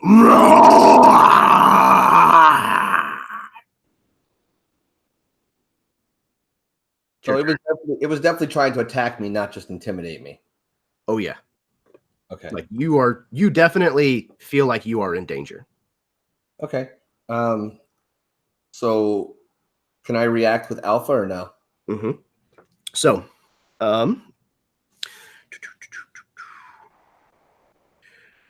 Where do I have this? So linking up requires an action. On your turn, you get 2 actions. So I think I have to link up to repair it, to utilize its skill, because that skill didn't come from me as a commander. It came from the beast itself. Okay. So Yeah. Do that? Absolutely. So you've already done that. You kind of did that while you were in the cage and before you stepped out onto the arena floor. So you have your 2 actions that you can take. Okay. So, I mean, this is kind of weird from when I was reading the rules. But if I take that barricade action, it says I can guard another mech. And since it can guard another mech, am I safe to assume that if I got behind Alpha, it could guard me? Absolutely. You guys are, I don't know, maybe a third of the size of these beasts. So yeah. So as a use action, I will enter barricade mode with Alpha. So his wings are going to come around and formulate that shield in front. And I'm going to be right between his feet and that shield, I guess. And I owe you a reactor die on that. Okay. Yeah. And it's a D8 currently. I'm back up to a D10. Remember, I repaired. Oh, that's right. You repaired. Yep. Okay. That's a 4. Okay. You're good. Staying stable. All right. Second action. Can you talk while you're doing this too? Can you say a few words, or is that kind of action? Absolutely. Okay. So the first thing I'm going to do is, appeal to the cameras and say, this is what you want. You want one person to be able to control all the beasts. This guy depriving Brock of fighting with Frostbite, depriving you all of what you deserve. And then Alpha's going to bring that little handout that looks like it's got like a mouth on it and start rotating. And he's going to fire his submachine gun at Frostbite. Excellent. So that is testing power, I believe. Correct. Right. So anything but a 19, I believe. That's a 14. Okay. Excellent. So these like teeth-like appendages on this mouth in the palm of Alpha Supremus kind of fire outwards and hit Frostbite, probably kind of like right in the snout. So let's see. Damage. I roll that? Yes. Okay, and it's all the same, right? It's on the mech sheet. Yeah, it's listed with the chassis. All right, so D8. That sounds right. All right, D8. That would be a big fat 1. Okay.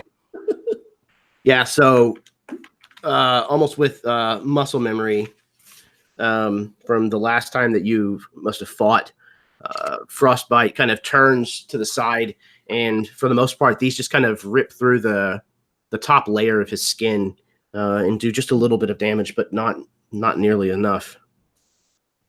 Okay. Okay.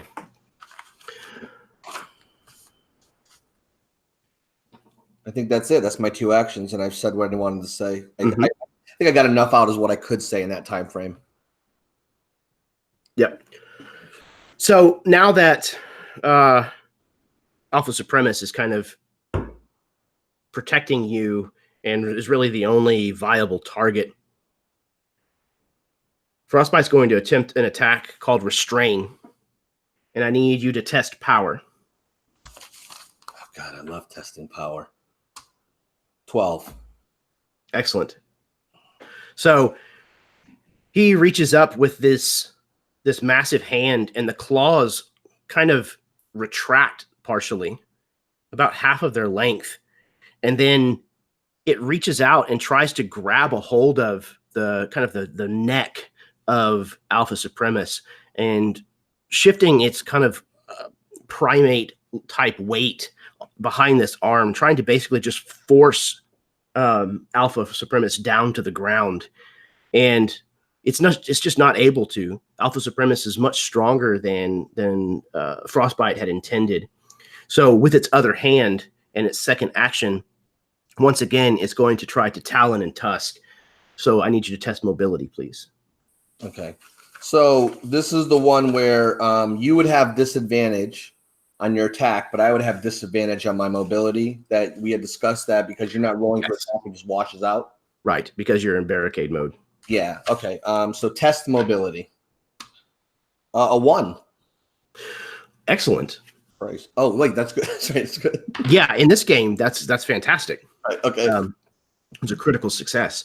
So he rakes against these wings, and you can hear parts of his claws, his talons, just like splintering and like peeling back as it rakes down these incredibly tough wings of your creature.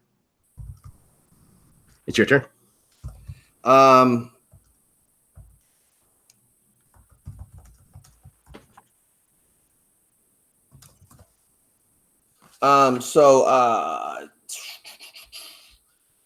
Is there another action as you're linked up to be able to sense if I can tell where that chip is that's stopping him, that's inhibiting him? It's embedded in them, so it's probably in a similar place to wherever the thing that's providing the link between the two of you. Right. So it's some kind of neural network or whatever. So there's probably like a port on its neck or under a plate somewhere, so that you can actually remove and add these whenever you go to an arena. Okay, so since I'm standing underneath him, would I be able to spot it? Does it take one of my actions to remove it? It would definitely take one of your actions. Okay, so I'll use one of my actions to try to find it and remove it if I can. Okay. Does that take a check of any kind? Yeah. Let's test systems. Okay. 4. Okay. So you remember exactly where this thing was plugged in, and you kind of climb, part of Alpha Supremus that's kind of hidden beneath these wings, and you get up and grab a hold of where this thing has been inserted into this port and just yank it out. Okay. And then at the same time, that cannon will go off again. And I'm going to yell to Brock. I'm like, this is what you want? Control your beast. You want someone else controlling your glory? Okay. As you remove this chip, however. Right. You have to, let me see, where is it? You have to test systems again. Okay. 3. Okay, excellent. So like there's this kind of shock in your mind where you have this implant that lets you connect. As you do this kind of sharp, like instantaneous migraine, and then it disappears. And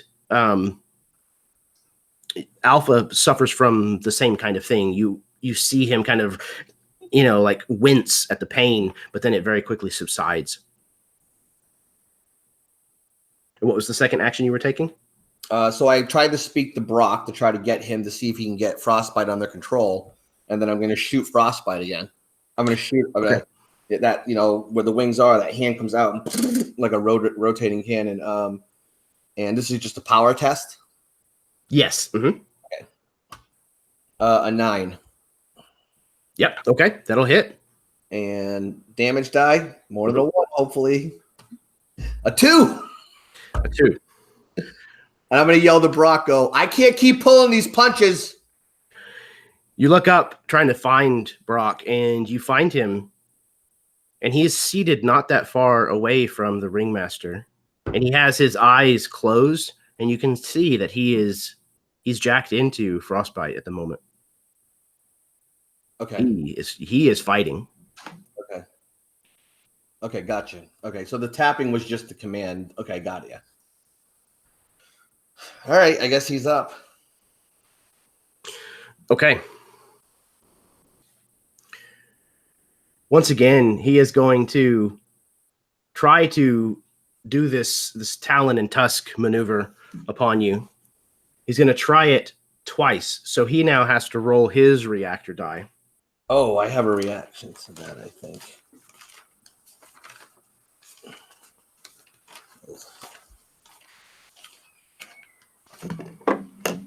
No, I do not. I'm sorry. Okay. To see if he is going to drop that. But first, he is going to try to attack you twice with that talon and tusk. So I need you to test your mobility twice, if you would. Okay, and it's an even wash, right? Correct. And this is just an attack?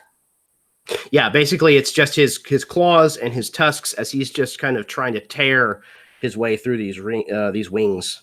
Okay. So 13, which is what my mobility is. Okay.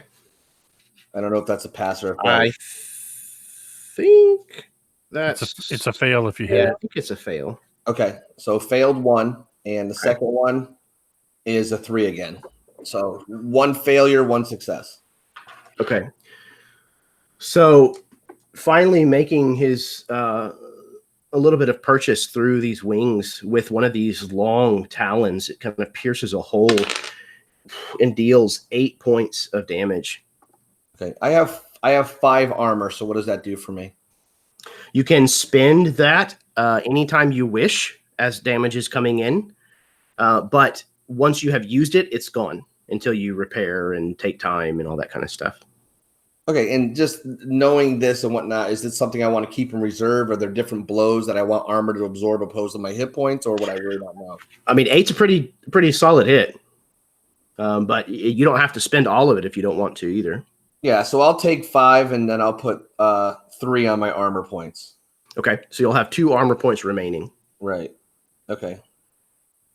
2 armor points, and I have 22 hit points. Excellent. Okay. So I have 17 left, right? 17 left and 2 armor. Okay. Got it. All right. Let me just read.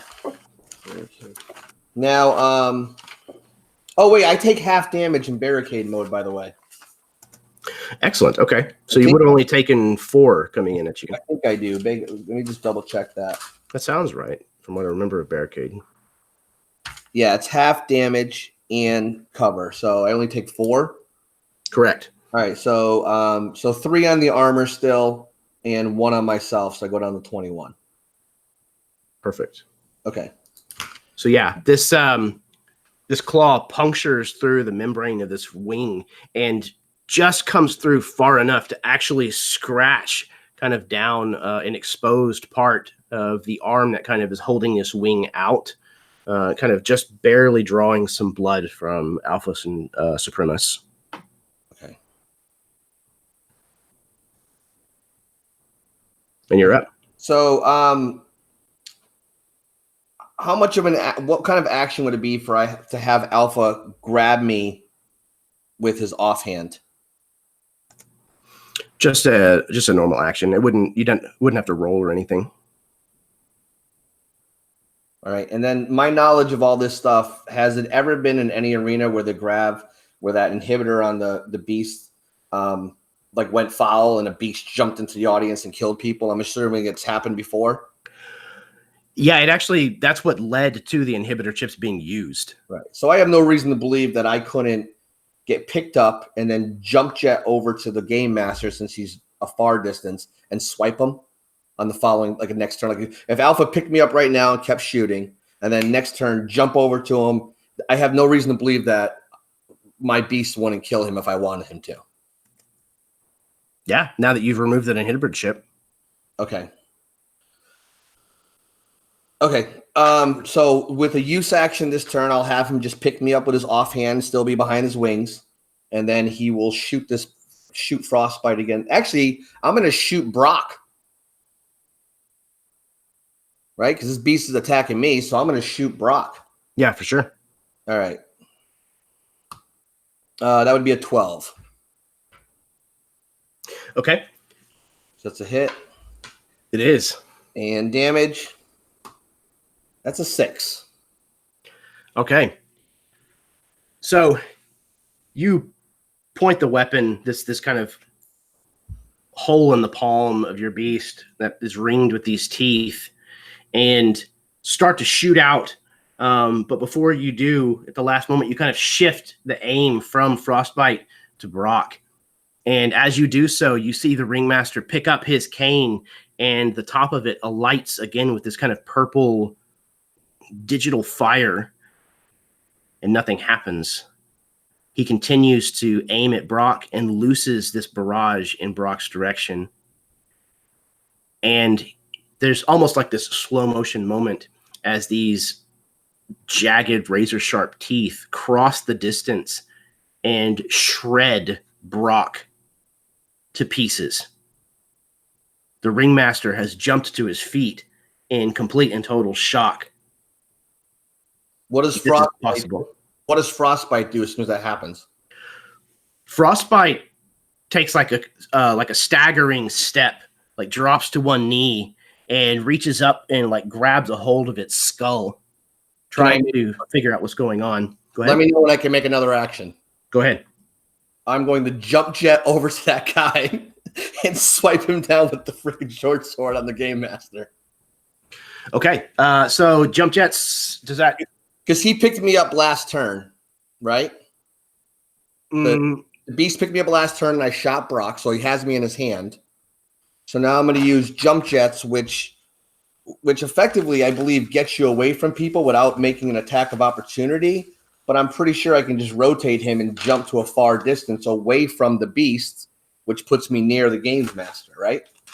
Well, yes. So since you just shot Brock, that was your second action for that round. Oh, I thought the beast was doing something for his action, such as falling down and pulling his head. I thought it was my turn again. I'm sorry. He is, Okay. and that's his action. However, the ringmaster is also able to act. Okay. The ringmaster has jumped to his feet in surprise and shock at what's going on, and he once again raises his cane and points it in the direction of several of the other cages. And as he does so, another cage slides open, and out steps Inferno.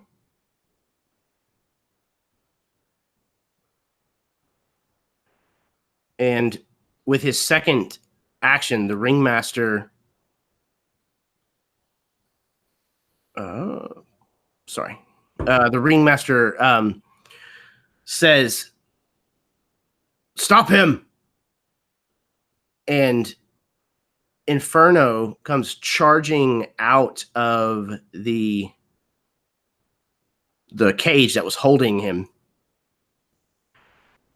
And so what the ringmaster is doing is using his astrocane as using his release action as his first action, and his second is the call to action, where he can choose one close or near ally and give them a move or attack action.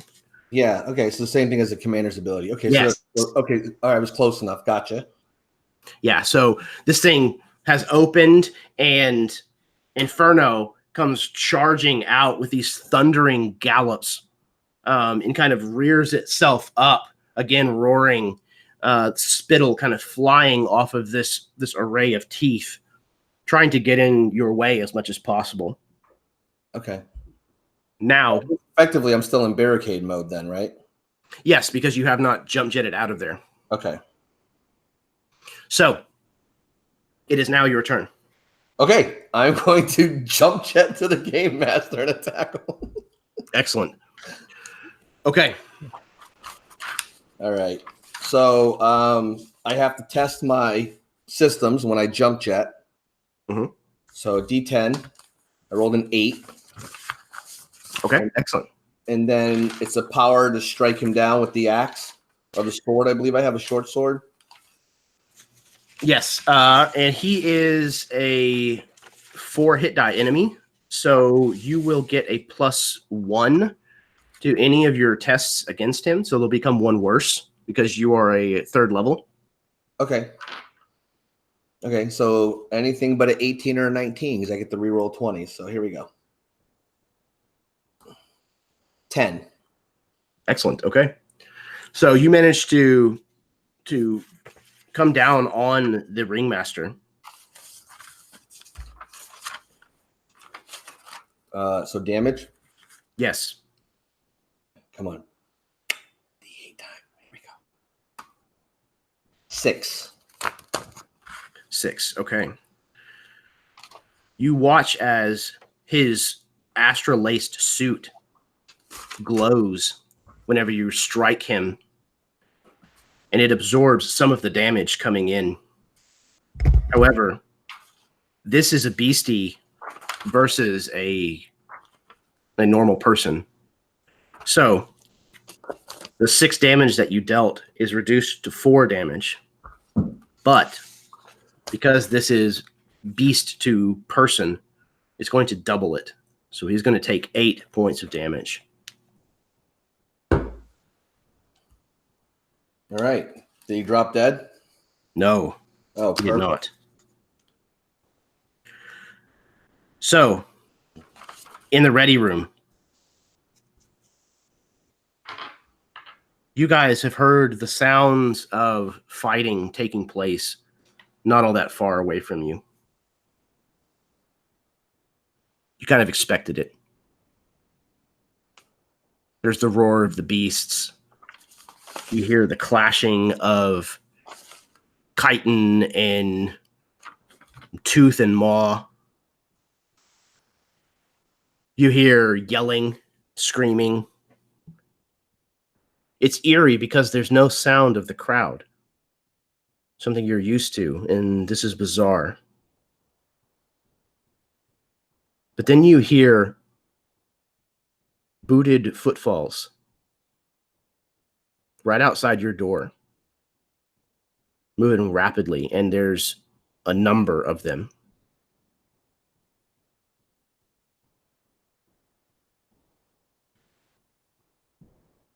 Is there anything that's been going on in this room while the fighting is happening? And is there anything that you do whenever you hear these booted footfalls?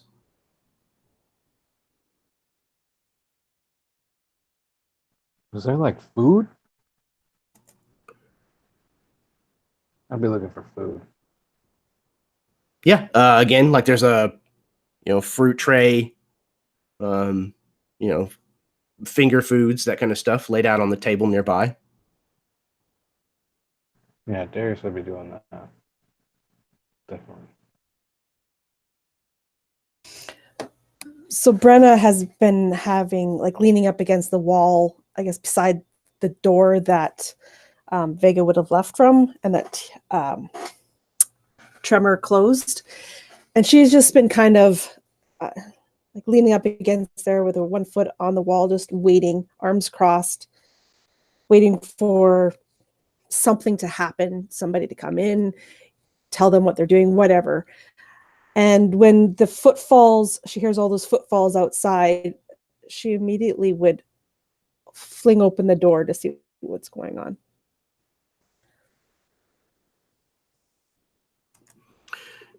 You throw the door open and you watch as several guards, there's probably 24 of them at least, armed with machine guns and armor, are marching in kind of like a half run down the corridor heading towards the arena.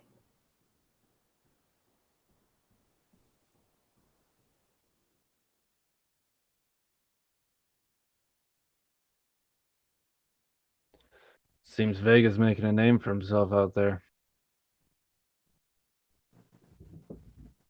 Yeah, I was just going to say, I think he must have made it to his beastie. Something's going down. The other 5 got sucked right on him.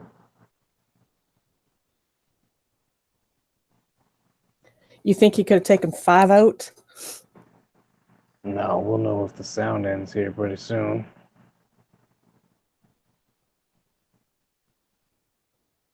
Making a mess, I'm sure. Think this messes up anything for us? I don't know. I'm going to find out. And with that, she's going to go out into the hall and start following these armed soldiers. Not getting in their way, but she wants to go find out what's happened. All our friends are leaving. This is your fault, isn't it?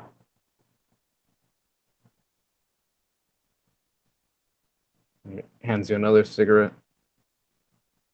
Cormac.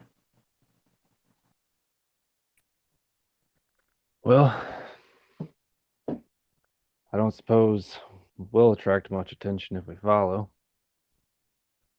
Couldn't hurt to see what's going on. My contract's signed. I think I'm safe.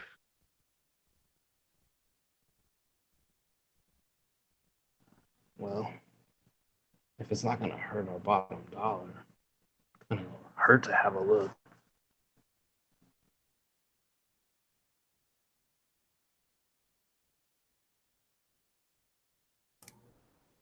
So, Trimmer, you're in this room and you watch as first Brenna kind of throws the door open and then steps into the hallway and disappears. Cormag shortly after, and right on his heels, Darius. And you realize that you're now sitting in this room by yourself.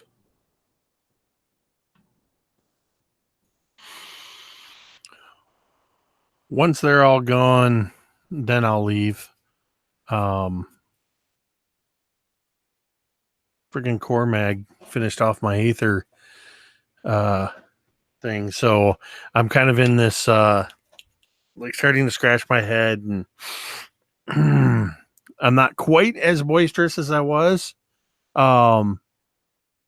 as I'm coming down off the stuff, and I don't have any more in this inhaler. So I'll finally get up and I'll follow the others, I guess.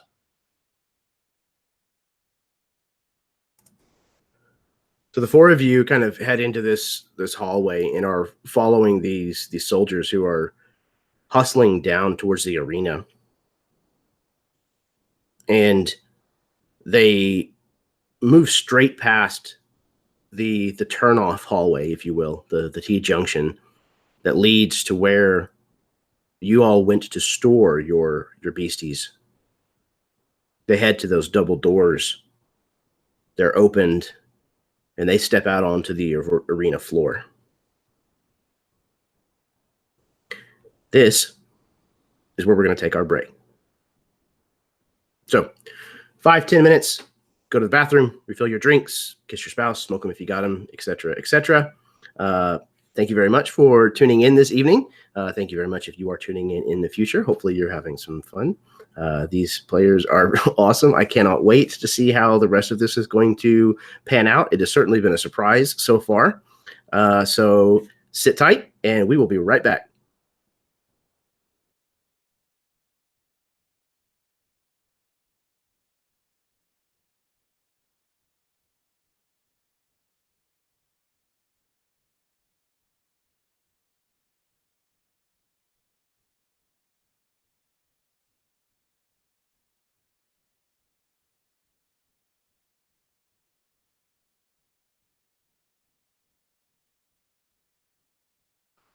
Woo! If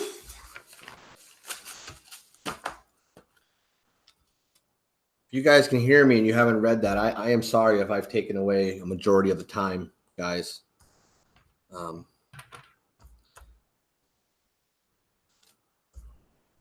guess I'll repeat that when you come back. Oof.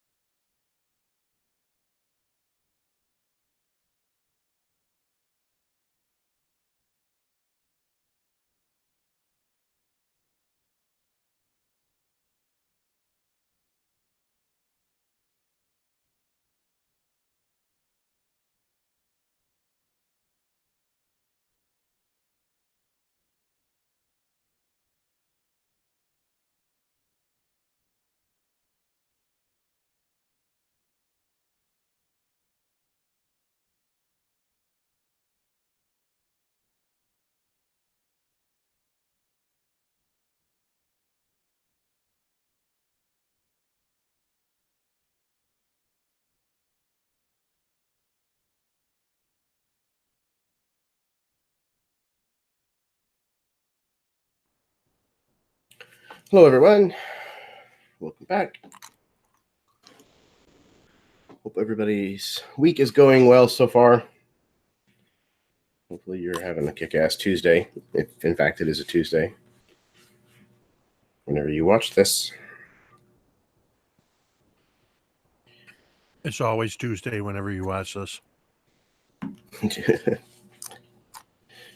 At least in spirit. Whatever that Tuesday's is. a state of mind, man. I it's some definitely sort of feel weird that's. purgatory where every day is Tuesday. Oh God, no. I guess it's not as bad as Monday, but pretty damn close.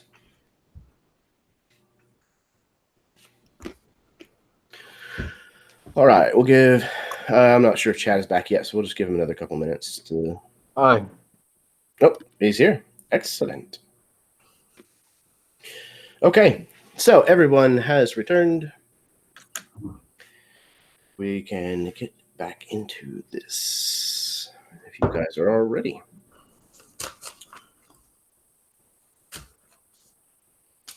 All right. The four of you have continued down this hallway following these soldiers. They've now flung open the double doors to the arena and are making their way out onto the floor, kind of deploying into a formation, readying their assault rifles.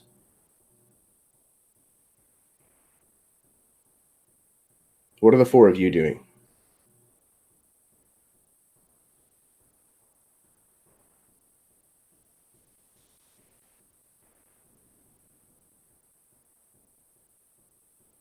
I am scoping out the situation of what is happening. All these soldiers are running into the arena. I want to know, where is Vega? But basically, I'm just scouting around, looking, trying to get the lay of the land, so to speak. So you look out into the arena and you can see Frostbite is looking dazed, kind of almost in the middle of the arena. There's a little bit of blood kind of thrown everywhere, but not as much as you might have expected. There is broken glass all over the place. And at first you don't see anything or anyone other than Frostbite.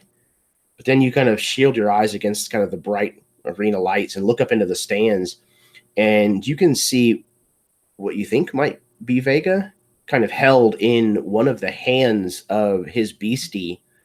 And this beast is pressing down its attack on the ringmaster. There is another beast that has run out of its cage, basically as these soldiers are kind of running into the arena, and you see Inferno. And you see Dr. Aelstein off to the side in the stands, controlling Inferno. But when you look to try to find Brock Nim, the controller of Frostbite, you find a bloody pulp kind of sprayed across the bleachers in the area where you guess he was sitting.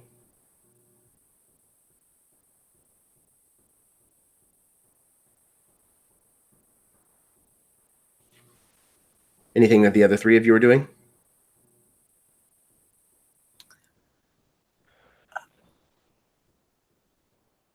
I'm looking for like my quote unquote crew, my handlers. You have not seen them since you kind of checked in and put Steel away, and you get the feeling that they probably are with Steel. Is there some sort of liaison or something that I could find who would kind of mitigate us stable folk? Sure. Yeah. I would say the lady that kind of ushered you back and forth from the room.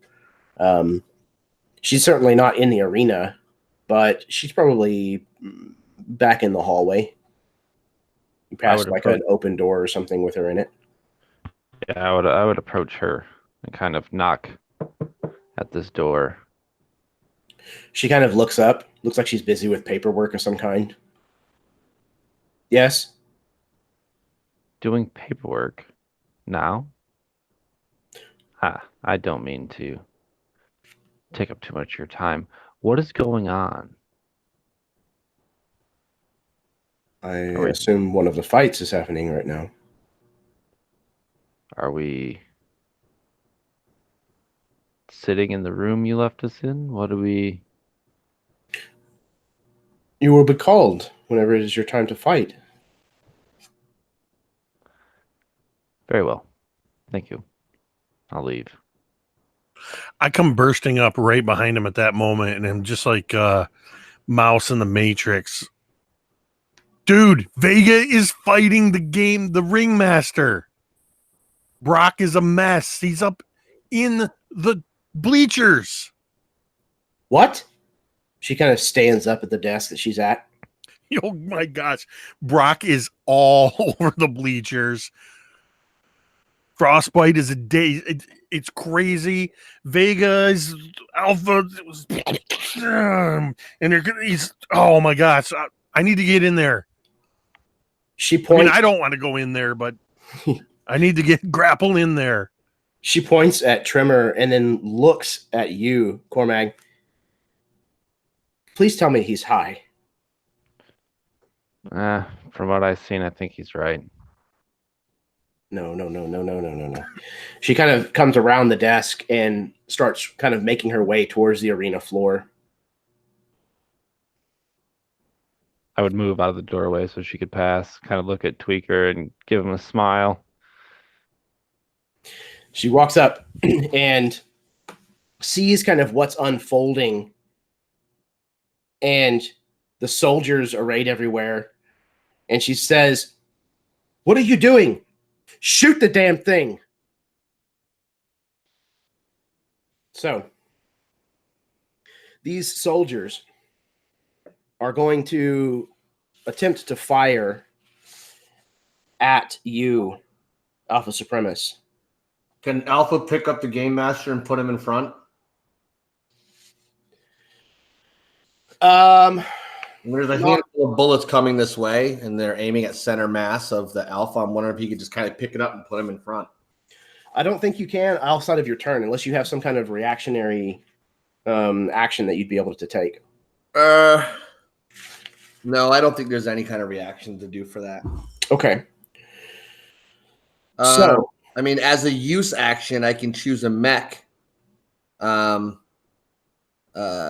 a commander, as a use action, I can choose a closer near mech. They can immediately take a single move or attack action that does not count towards their total actions. That's the commander ability. I don't know if that has anything to do with it. Interesting. Okay. Yeah. Okay. So I guess as a reaction, try to grab the Game Master and lift him up, right? Mm-hmm. So it's a power attack. Yes, it would be. Am I still -1? Yes. Mm-hmm. Okay. 16. And you have a power of 18? I have a power of 18. Okay, excellent. So he is squirming, trying to get away from you. But as I do that, can I just go, I wouldn't open fire if I was you, and I'll hold, Alpha will hold them out front. Excellent. So yeah, you very, very quickly with ferocious speed reach down and grab a hold of the ringmaster and just put him out in front of you between these gunmen and your beastie, as you call out to basically hold fire. And then I'm going to look at the cameras, and in one last ditch effort, because I don't know if appeasing the crowd's working, I'm going to go, any sponsors watching who want more favorable terms of a very entertaining and exciting pilot and his beastie, call and intervene as soon as possible. Or this whole thing's coming down, I guess. Or lose me forever. And that'll be that use action. Excellent. They abstain from firing, not wanting to hit essentially their boss. They keep their rifles trained on you. The ringmaster is injured by the wound that you have dealt to him, but he is absolutely still conscious and fighting against this grapple that you've got him in. And he's just yelling, "Shoot him! Shoot him! And the woman with the tight hair is shouting to hold their fire. And the soldiers look confused, conflicted between these two different orders. The woman moves to the side of the arena and pulls another one of these small glancer pads, this kind of identification, kind of drops it down into a keypad and starts punching numbers. As she does so, the remainder of the cages all open. She turns towards the two of you, Cormag and Tremor, though Darius and Brenna, you're close enough that you can absolutely see and hear this as well. She says, defend your master. Can I say something when she says that? Absolutely. Please do. Yeah. Live on your knees or die on your feet. That's your two options. Do what you have to do. And let me know when I can attack again. So she opened up the cage that has grapple. Yeah, all of the cages are now full open. So I'm going to try to make my connection with grapple to sync up without... I want to keep my physical body out of Vega's or Alpha Supremo view. And so you said it's one action to sync up. Is that correct? Yes, it is. And then my second action, I am going to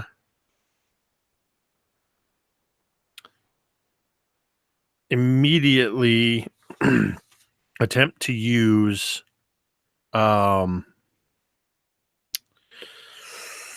going to attempt to use Grapple's cloaking ability, which I imagine sort of being like this natural camouflage to blend in. And when I do that, I have to roll my reactor die, which is a 6. And I think that's good, right? Yeah, it should be, as long as it's not a 1 or a 2. Yep. All right. So then, yeah, I don't actually get Grapple out into the arena yet, but Grapple is now hidden. Okay. So Tremor is kind of hung back in this kind of entrance hallway to the arena. And almost, I think that jack on the side of his head kind of, lights up as we kind of see the circle complete or something. And One last thing that I do right before I sync up is I disconnect one of the glowing Astra neon rubber tubes on my like biker jacket. I disconnect it and immediately hold it up to my mouth and just inhale that Astra, and then I make the connection and take the actions. Nice. This kind of subpar, this trash Astra kind of enters your lungs, and you're on a roller coaster almost immediately. And as you link up and then activate this chameleon-like ability that Grapple has, he kind of fades from view, kind of matching the distressed concrete and broken glass of this arena. Who's next? Wasting no time, as soon as she hears those cages open, Brenna activates her link, and as it's happening, the link glows with that kind of a blue Astra glow.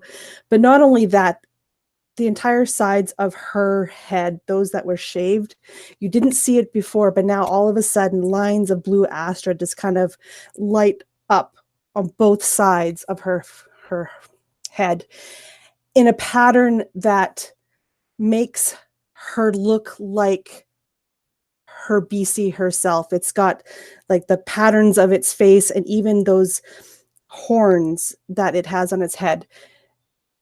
She's basically got this Astra tattoo that mimics her beast. And the first thing she does after she links, she's like, oh, beauty, here we go. How far away from the cages is the game master and Vega?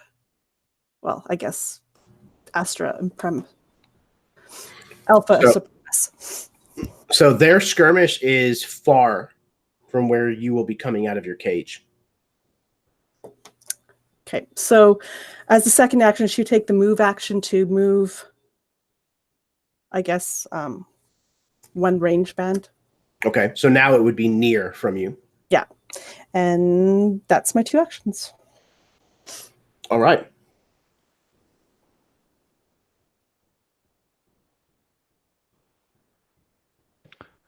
Cormac goes back into the office of the spokeswoman.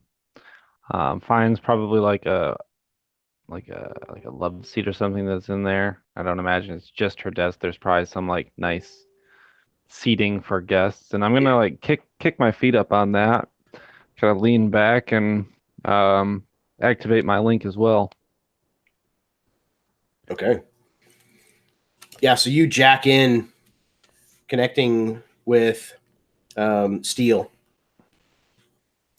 And that is 1 action. And I am on the arena floor, correct? That's where all these doors had opened? Yes. So your beastie is, even though you are not. Right. And the doors that opened, is that just revealing, the beasties of Darius, Brunna, and Tweaker and I? Or all of us? No, including all of them. Oh, so it's a goddamn free-for-all. Okay. Yeah, it just became the Royal Rumble in this bitch. I think seeing the inactive frostbite, just to wet the old bloodthirsty whistle, Steel is going to lunge from his location to try and just brutalize this monster while it's mildly inactive. Okay. Yeah, so that part of the arena floor is already close. So it won't take an action to move to them. Okay. So you can start your attack. Because he's kind of like stunned and not connected to his pilot for the moment, you will have advantage on this roll. Even better. Oh, dear God. I rolled a 2. Not quite. Oh, actually, I do crippling damage as a brawler, so I crit on a 2. Oh, okay. How do crits work in this game? Let's do max damage and then roll a second time.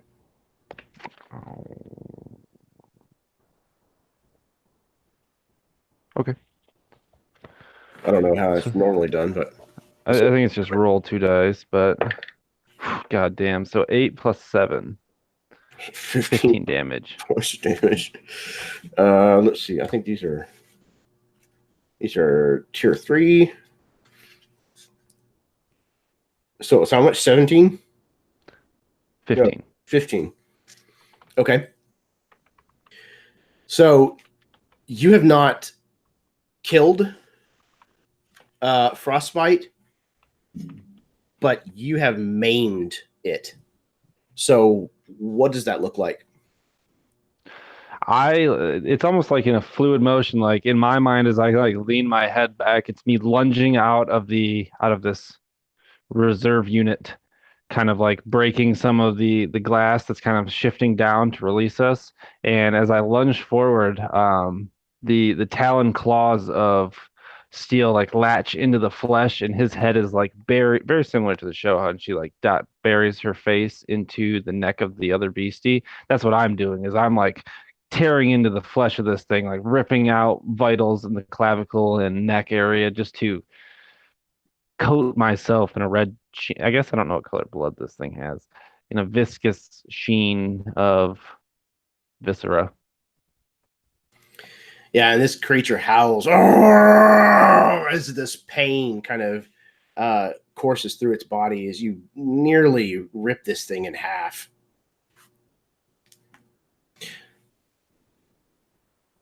I believe that leaves just Darius and Razorback. Tyrus would go following Cormag like an idiot, and probably just go and like give him a wet willy, and then before he does, he'll like right after that he'll put on his prosthetics and say, "I'll clap his hands together," and well, I guess it's time to go play. And they'll light up in different colors of Astra, and his eyes will go milky white, and then Razorback will come out. And seeing what's unfolding, which ones are next closest to where he's coming out? So you would be close to Frostbite, near to Inferno, and then near to Inferno and also the armed guards. And then at the far range would be Vega, Alpha Supremus, and the Ringmaster, and the pilots of, well, the four remaining pilots of these rival teams. I'll just try and slam into Frostbite and help try to finish it off. Okay. So almost picture that Steel and Razorback were probably in like neighboring cages, and like Steel has come out and just like eviscerated almost Frostbite, and then right behind this first attack comes Razorback.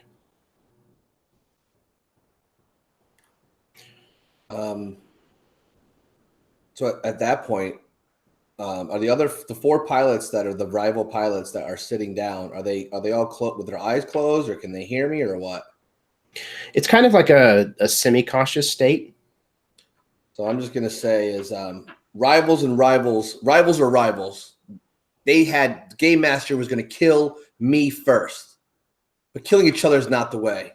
So if you want to kill me, feel free, but do it of your own free will. And then I attack the Game Master. Okay, hang on just 1 second, though. Oh, I'm sorry. I thought it was my turn. No, you're good. Darius, you had used an action to jack into Razorback. So Razorback has an action left. Do you want to move? Do you want to attack? You're attacking Frostbite, right? Correct. Who was already in close range, so you can go ahead and roll that. Okay. What happens if I tie? Is that a failure? It is a failure. Okay. So then that's what happens. He attempts to charge into him, but maybe he's still not a completely stable connection, and it kind of lumbers forward and it doesn't actually connect. Did you have advantage on that roll? Because he's stunned? Okay.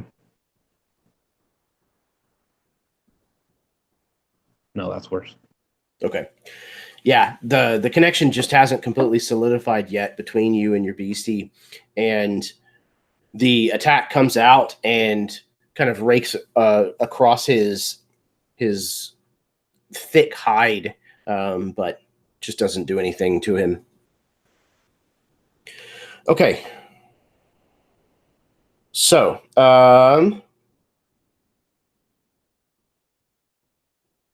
so everybody has acted now. We're going to go ahead and now roll initiative. So everybody needs to test either your mobility or your system. And let me know what your result was. We've got a couple of different sides of the combat, so we're going to have to do this a little different. I passed. What was your result? 11 over 13. Okay, so you had a difference of 2. Yep. Okay. Karen got a difference of 4.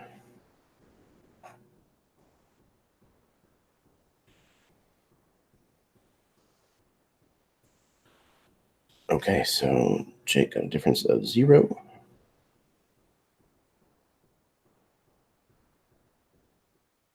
You said test which one?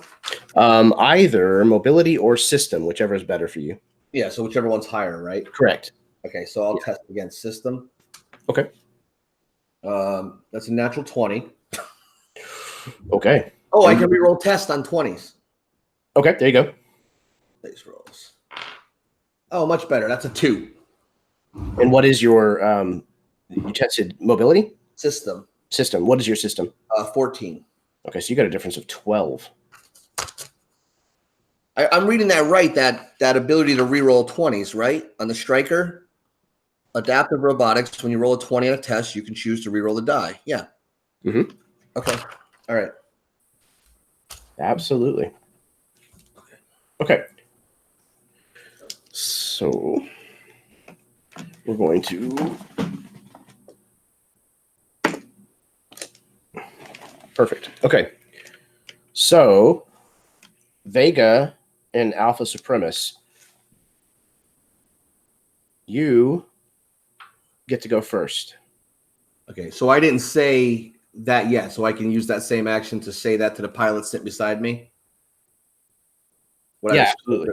Right. So, basically try to use that presence ability as the commander role, I guess, whatever it would be, and just say, listen, killing each other is not the way. You saw them try to kill me first. I mean, beastie's blood is what we want, but not killing each other. So if you still want to fight me and kill me afterwards, so be it. But do it on your own free will, not as a slave, because I free you of your master, and I attack the game's master. Absolutely. All right. So first attack. Yeah, you have him like dead to rights. You've got him in your hand, so you can have advantage. So I rolled advantage. So I rolled a 4, so I might as well try for a 1, right? Yeah, I mean, if you can get a 1. Advantage, you roll twice, right? You pick the lowest. So yep. Nope, 2 4s actually. So 4. Mm-hmm. D8. Yes, you're absolutely able to hit him. D8 damage. 7. Excellent. Once again, this kind of astroglow to his armor kind of pulses as the damage comes through and is going to reduce some of it. But he still takes a pretty nasty hit. However, he is... He is, if I can find the page, he is still fighting. He is still moving and still conscious. Okay. I will I think the course of action here, because I'm with my back up into the bleachers, right? I'm almost against the back end there. Yeah, so the bleachers are pretty deep. Like there usually is a pretty sizable crowd here. Right. So you could move to get to the back of the arena. As of now, you're basically kind of just outside of the arena floor, about 5 or 6 rows in. If I were to move again, could anybody get to me this turn and attack me? If I were to move 2 distances by using the jump jets. Probably not. Not unless one of the beasts happens to have some kind of ability that would let it do so. Okay, so I'm going to jump jet further back then with I'm in one hand and he's in the other hand getting beaten against the ground or whatever, but just gonna alpha jump back some more. Excellent. So okay. 2 more distance. So I owe you a test on my reactor die. Okay. That's a 9. Still stable. So still good. So your endurance, is still going strong, and Alpha Supremus kind of gives another one of these wing buffets, and kind of like a half wing buffet, half jump is almost kind of the way I see it. kind of hangs in the air for a long while before kind of coming down to rest deeper in these bleachers and further away from the arena floor. And now it's time to see who picks what side. Indeed. Okay.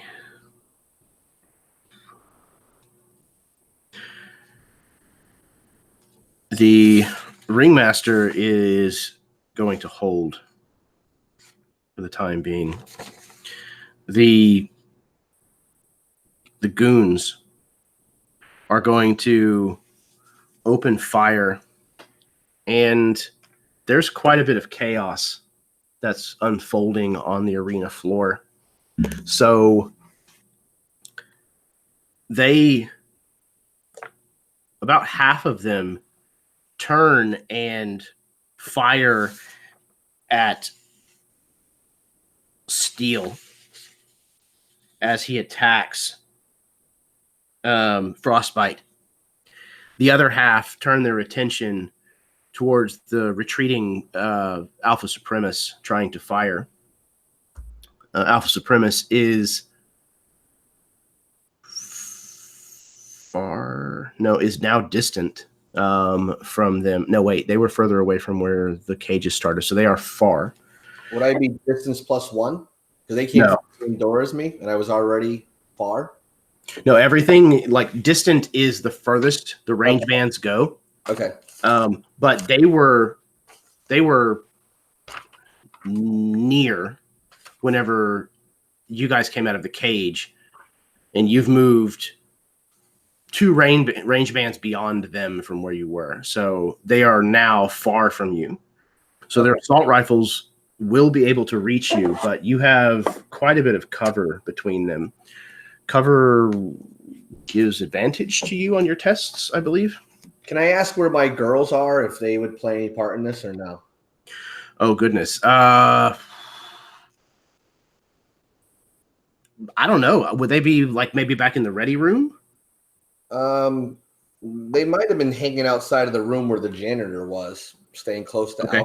That makes sense. Since there was no crowd to talk to and hand hats to, they probably would just hung by the beast, I'm guessing. I don't know. That makes sense. Your discretion. Yeah, I would say that they're probably down there. Okay. Were they armed in any way, or were they more of just an entourage of show? Yeah, I doubt they would be armed. All right. They're gonna. I guess they'd try to find some guns. I mean, if I lose my job, they lose their job. So I guess they would. I don't know if they would try to find guns or they would telltale and have no effect. So you call it. I have no problem either way. Okay. Yeah, I don't know that they're currently equipped for the kind of combat that is happening. They may have decided to just ditch and run. Okay. Well, leave it as a surprise or nothing at all is fine. I just wanted to ask. Absolutely. Okay, so while in cover, you have advantage on mobility tests. Excellent. Against ranged attacks. So I need you, if you would please, to make 2 separate mobility tests. You have advantage on these. Me? Yes. Okay, and I didn't put a barricade mode, so I have true advantage. So the first one, mobility is a 13. So the first one, I rolled a 1. So there's no reason to roll the second die, right, for the advantage. And then the second one, an 8. Perfect. So half of these soldiers on the arena floor aim up into the stands and open fire on Alpha Supremus, but they're ting off of the concrete kind of support pillars and some of the chairs and the wings that Alpha Supremus is kind of able to partially bring to bear, and just not able to do any damage whatsoever. The other half have fired at Razorback. So, Razorback. I need me, not Razorback. Oh, Steel. Thank you. I rolled a die to determine which one it was, and then I didn't mark it. So, I need you to test mobility twice, if you would, please. First one is a 16 over 15, so fail. Okay. The second one is a 7 over 15, so success. Okay, so about half of the ones that fired at you are going to hit. And Okay. You take 10 points of damage as these bullets tear into steel, bypassing his plates enough to draw blood.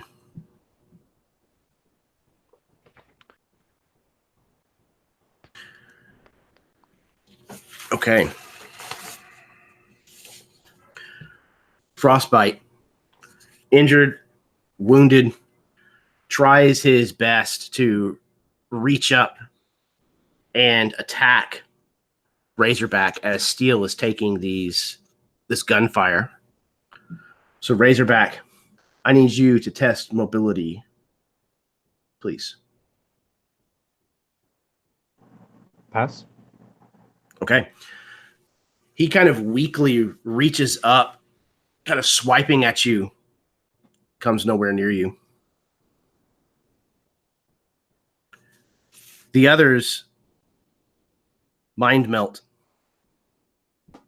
Porcupine, Beast, are exiting their cages, but they're kind of tentatively standing at the edge of the arena, almost waiting, watching what's going to happen with the ringmaster. Inferno, who is already out on the floor, is going to turn in the direction of Beauty and move over to her. So it's going to cost an action to move, but then it is going to attempt Lava Bile.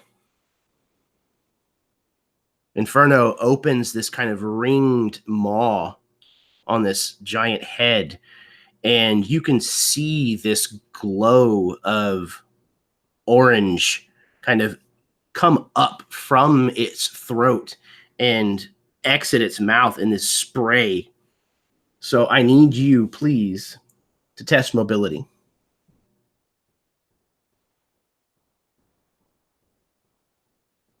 That will be a failure. Okay. So this comes up fast enough that it catches you off guard. And you and two of the guards that were standing nearby are going to take 10 points of damage.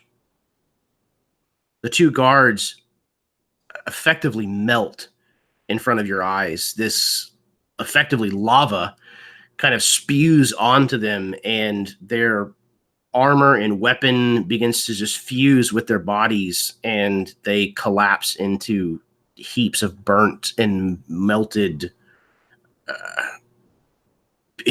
indistinguishable mess. Is this considered a melee attack? No, it is not. Okay. Okay. So that was all of the baddies. Next up, I believe... What did Mind Melt do?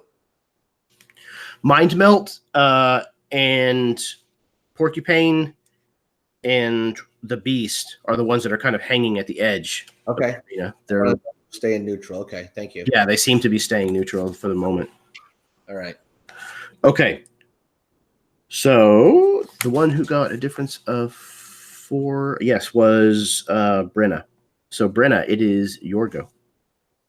Yeah, Brenna was not expecting Inferno at all. She was gunning for Vega and the ringmaster. And all of a sudden, out of nowhere, she wasn't even looking. This Inferno just kind of attacks Beauty. So in response, Beauty is going to turn and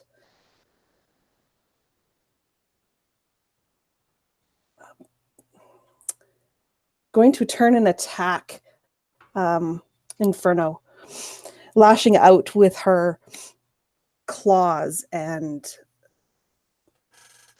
her bite, really. So we test power, I believe, right? Yes. Woohoo! So that is a 6/14, so that is a success. Okay. You have landed a hit on Inferno. Okay. So, yeah, 1 point of damage, as it's kind of a, it's a hit, but it's a glancing hit. But what it was actually hiding was the fact that, so that was like the big claw coming down and glancing across, making Inferno look at that. Meanwhile, I'm using my aggressive approach to do a second attack against the same target on my successful attack action. Okay. And this is where the bite is coming down. And that is also a success. So the bite will do 7 points of damage. Excellent. Okay. So that is, Yeah, you rake across Inferno, but it doesn't bypass the thick, kind of almost rocky skin that this being has on that part of its body. However, the follow-up bite absolutely does pierce and deals damage. It didn't sink quite as deep as you might have hoped, as again, this thing has heavily armored. So it's going to take 5 points. However, this thing is hot-blooded, and you're going to take 1 point of damage whenever it takes damage.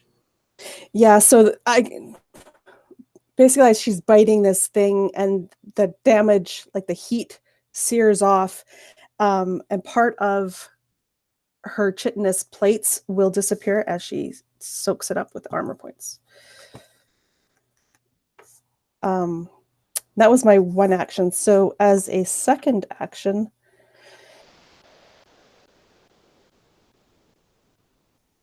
in relation to where we are now,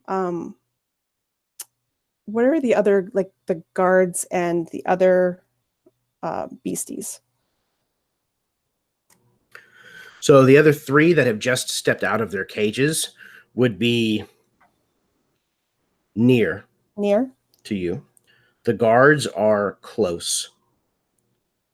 And Vega and the ringmaster are far from you. Okay. As a use action, her tail lashes out. It's got kind of these like almost like a tentacles, but they have got these razor sharp suckers, and it's going to lash out towards who are we going to? I think it'll be the beast. Lash out towards the beast, and I will test power. That is a success. So beast will take 1 point of damage from the tail as it grabs hold of it. I guess I don't know if it's a he or a she, and pulls it close to Beauty. So Beauty and the beast are now together. And I get to roll my die, my reactor die. And that's a 6. So Okay. So these tentacles wrap around the kind of thick, again, these kind of armored plates that the beast has on it. And the damage is not going to bypass the thickness of these plates. So the suction cup teeth or whatever just simply aren't quite long enough to dig through yet. But it does latch on and pull it up to you close. Darius, you're up. Frostbite's still the one standing next to me then? Correct. Oh, well, let's try and change that. I'm going to attempt to attack him then. That's a fail.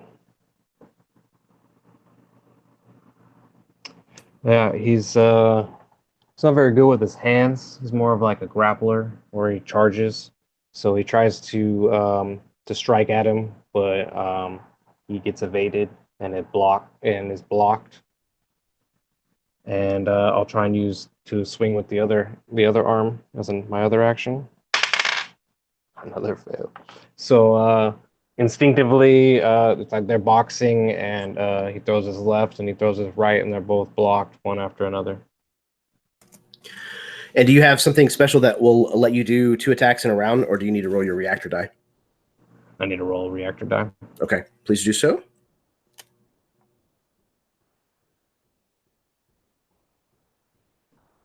I rolled a 10 on a 10. Okay. That's good, right? Yeah, you're good. It's still, your endurance, if you will, is still holding strong. Thank you. Excellent. Okay. So yeah, even though Frostbite is terribly injured, it's still able to kind of throw these tusks and talons in these kind of parrying moves to deflect all of these attacks that are coming in. Cormag, you're up. Getting shot at. You said most of the other beasties are just kind of hanging out.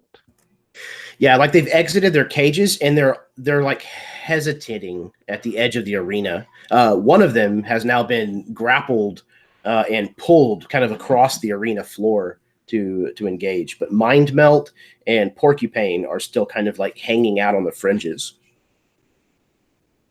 Have we been given any like instructions on what to do here, or are we just fighting?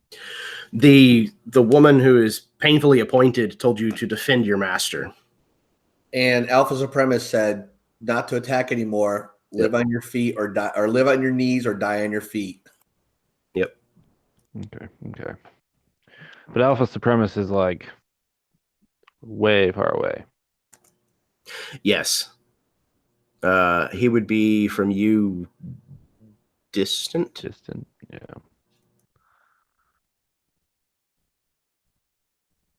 I think I'm going to attack Frostbite again, and then depending on how that goes, do I still have advantage on this since he's kind of not aware, or is he?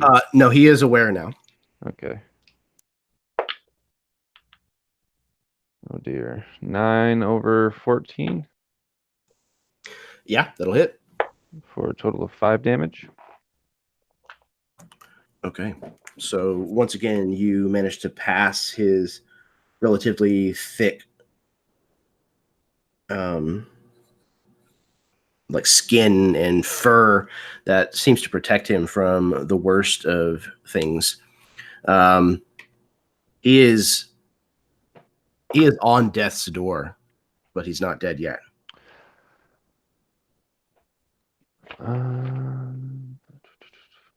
So I have been shot. And from these wounds, you're seeing now like a very Astra-esque fluid dripping from these wounds. I'm going to be using mechanically static cloud, but I'm actually going to like flex the muscles along the flank of my body that was shot and exude the blood of my beastie, and it is acid. So I test mobility. On success, I'll do 1d4 damage, and I'll be hidden. 3 over 15. Yeah, that's a success. I fucking didn't even grab d4s.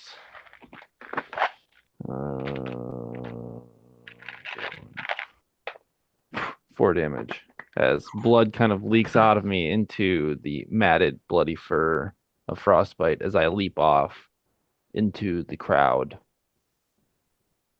And what does it look like as you kill Frostbite?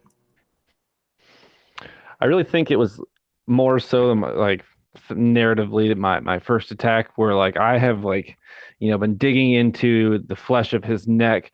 I come out to breathe. There's like a mist of blood that comes off my mouth as I gasp for air, and then dive back in, kind of ripping farther. And you can actually see like his arm is starting to separate from his shoulder. and like the blood's just kind of dripping into and onto him, burning away the fur to allow like the skin that is holding him together to finally separate, and he kind of rips apart down the left side of his body. And as he rips apart, I kind of use his falling body to jump into the stands to gain the hidden condition. Absolutely. And Frostbite's enormous, stocky frame kind of thuds onto the arena floor, no longer moving. Next up is Trimmer. So, what a lot of people don't know about Tremor is the reason he was tweaking so hard is he is not used to tweaking off of the good Astra. He's used to the Trastra. So when he inhales this line of like neon Astra from his coat, that's the high that puts him in the zone. Nobody sees Grapple come moving out of the shadows because he is using this natural camouflage. How far away is the Game Master in Vega? They're distant at the moment. Okay, I have a module called Booster Sprint that lets me move twice with a single move action, which should put me within near range of them, correct? Yeah, so you move once, you'd move from close to near, and then from near to far with one move. So then you would be near to them. Okay.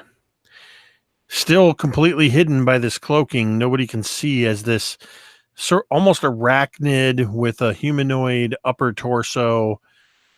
It's 4 of its appendages are legs that are almost like razors, 3 tails dragging behind it. And so nobody sees this as it sort of rises up on its forearms, and the 4 legs and the tail are going to barrage using a feature called a missile barrage. Oh, I forgot to roll my reactor die for my boost. That's a 4, so that's good. And then I have an ambush ability, which gives me advantage on all attacks made while hidden. And then the missile barrage is as an attacks action, I'll test power. If I succeed, I deal 4d4 damage at near or far range, my choice. Also divided amongst any targets I want. And I roll my reactor die. So that will be at advantage. I'm just going to roll a whole fistful of dice, 2d20s, 4d4, and a d6 to do all these at once. And who is your target again? My target is Alpha Supremus. Ooh, okay. I got to get that value up on my hat. So first off, the attack with advantage is 7 over my my power. So your power is what is 11. your power? My power is 11. I rolled an 18. Okay, That's so my low die. Oh wow. Okay, so yeah, that is a miss. Okay. I also have to roll my reactor, which was a 6, so that was good. So I imagine I'm still in this transition between I'm thinking this transition from the good Astra to the Trastra just messes him up, and as I get into range, he just sort of slips and gets caught up in these empty bleachers, and it just makes a loud just clatter of noise, and it also cancels out his cloaking. Maybe I'm hoping that because I get all tripped up and fail on the attack that Vega doesn't know I was attacking at him. So yeah, I guess that's the end of my turn. Yeah, so you kind of lash out, and as you kind of shift your weight to kind of lash out, like you said, these bleachers kind of like give way under your weight. Even though grapples a fairly lithe creature. He's still sizable, and these bleachers kind of collapse and make all kinds of noise. And just at the last minute, I would imagine Alpha now you've got me doing it. Alpha Supremus kind of looks over and like almost like Matrix, like leans back, and all of these darting like tails and things kind of lash out, but they all miss him.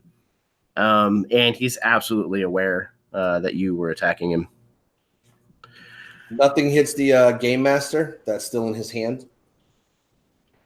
You missed him, and the purpose was you were holding him out in front of you specifically for this. So roll me test mobility, if you would.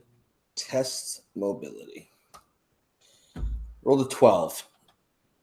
And what is your mobility? 13. Okay, good. So that's a pass.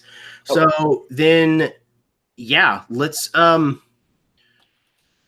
you said it was 44, Jake? Is what it should have been? Yes. Okay, so let's do 2d4. All right. That is a total of 6. Okay. So several of these tails inadvertently, perhaps, hit the ringmaster as he is kind of held aloft by Alpha Supremus. And he kind of, as these things kind of lay open parts of his skin, bypassing the his ability to soak some of that damage up. But even though he is horribly hurt, he is still alive. This guy's armor, more than likely, is the only thing that's been keeping him alive. That and the fact that he's obviously had some form of training. Okay. That was Trimmer. We are back to Vega. So seeing this and seeing that some people held, some people diverted their attacks to a neutral source, such as a wild frostbite, Vega is going to specifically call out Voss, Beauty, the rival, and Carlene, and say, we may be rivals and we'll have great matches ahead, but on our terms. People are Can I have clarification really quick? This place offered us these contracts because nobody else would offer a sponsorship. And so, yeah, you guys had basically refused sponsorship up to this point, at least. Again, the deals just were not appealing for you for whatever reason. So you've been turning them down, but now it's gotten to the point where arenas are no longer taking non-sponsor teams.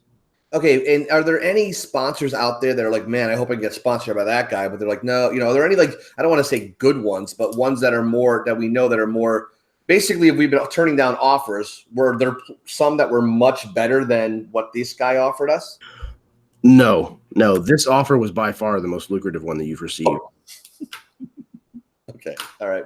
No problem. I'm going to stay the course anyway. This is 9-10 of us here. This is what people want to see. We can call our own shots. Those who strike me are my enemy here. Those who defend me are my ally. I believe in a cause. I believe in all of you. We don't have to live like slaves. Voss, Beauty, Carlene, make some decisions. I can defend all of you right now. And then I attack the game master again. Okay? Yeah, absolutely. Okay. It is over there. That is a 2. Okay, absolutely. That will more than hit him. Okay. And that is a 6 on the D8 damage die. Okay, so once again, you wail on him.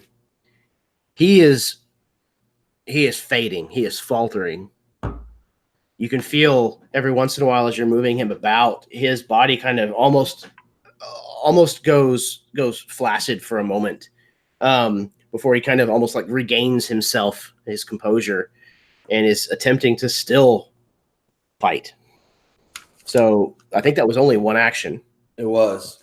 So I'll just simply, I'm going to take a little bit of speech again and just say, we can control our own destiny here. We can call the shots.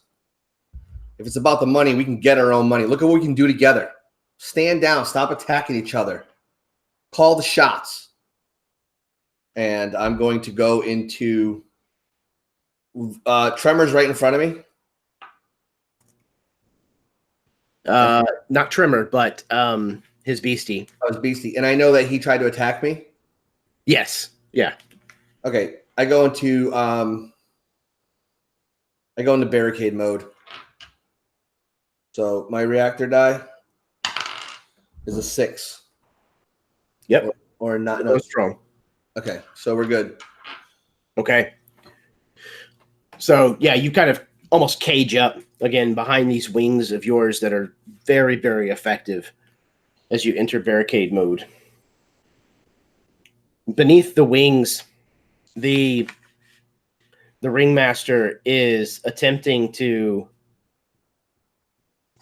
stop the beasts who are against him from doing anything.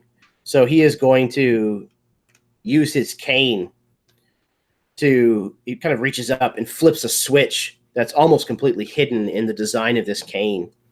And as he flips the switch again, the head of this cane lights up with this digital fire that glows purple.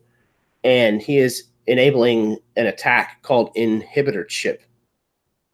So all beasties within far from him that are attempting to take hostile action. However, that will not include Alpha Supremacist because you removed the inhibitor chip.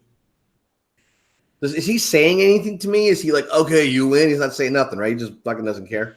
I mean, it's not that he doesn't care. He's gritting his teeth and grunting at each of these strikes, but he doesn't seem to be relenting. Surprised he can hold on to his cane. That beatdown. It's probably because it's partially held with him. Yeah. Okay. That's kind of the way I was seeing it, at least. What's a bad game master? So yeah, I think Tremor, because you dealt damage to him, in his mind, he may not be able to tell the difference. So I think he's going to include you as a hostile enemy. But I think everyone else might be out of range right now. So what that means is that I need for you to test system, please, Jake.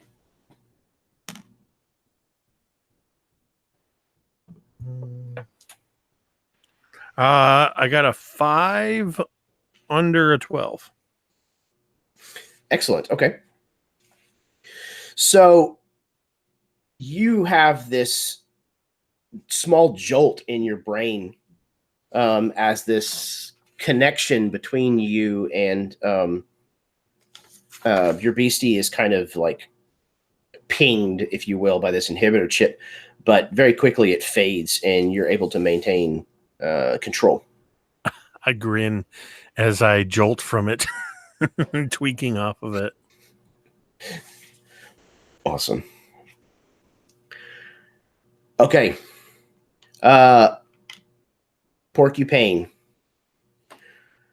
turns and leaps from the arena floor up into the stands and begins making its way towards where Vega and the ringmaster are.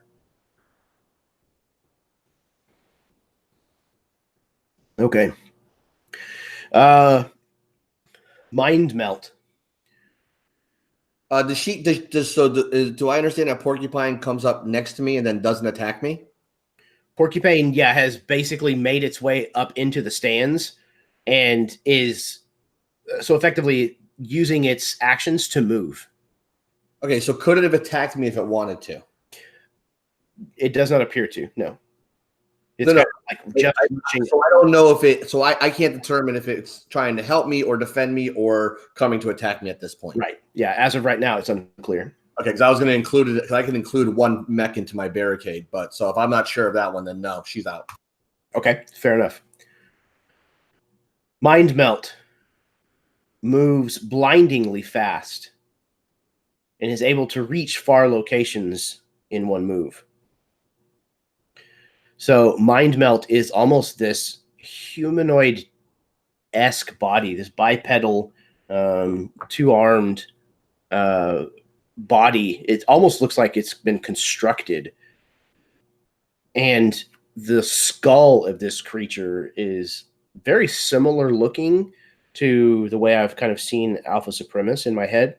This almost like alien type maw of teeth with no eyes, no nose, but it's encased inside of this like membranous sling and cage, this basket that surrounds it, and it's filled with kind of this orange fluid. This thing kind of zips up through the bleachers, coming up beside Alpha Supremus.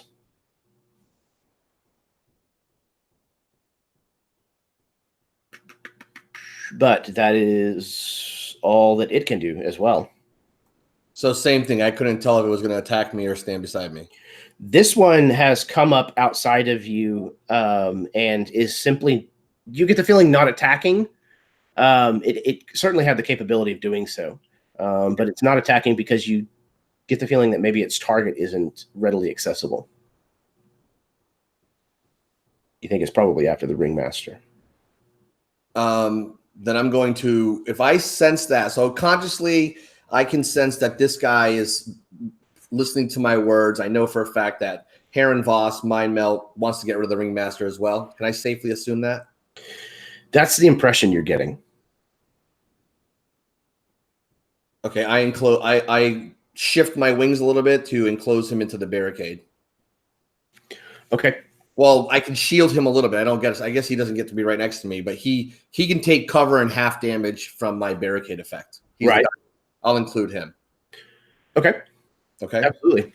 Okay.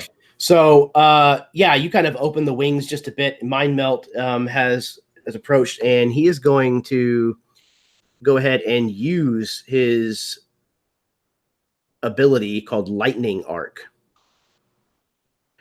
So the ringmaster, as well as Grapple, both of you are going to need to make to test mobility. So I'll test mobility for Dudemar. Okay.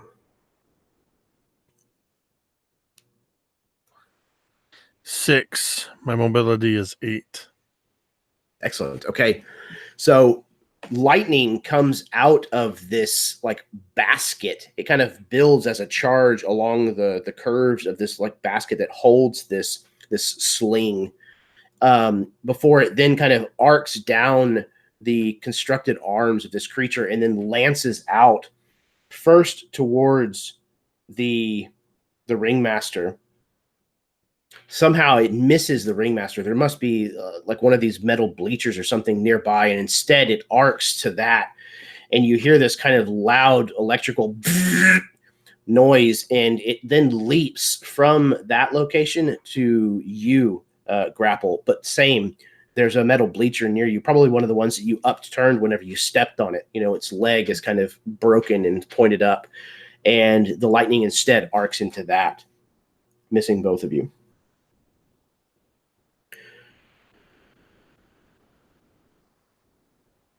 Beauty is engaged now. Oh, I'm sorry. The beast is now engaged with Beauty. That is, they have been pulled to Beauty, and when it gets there, it's going to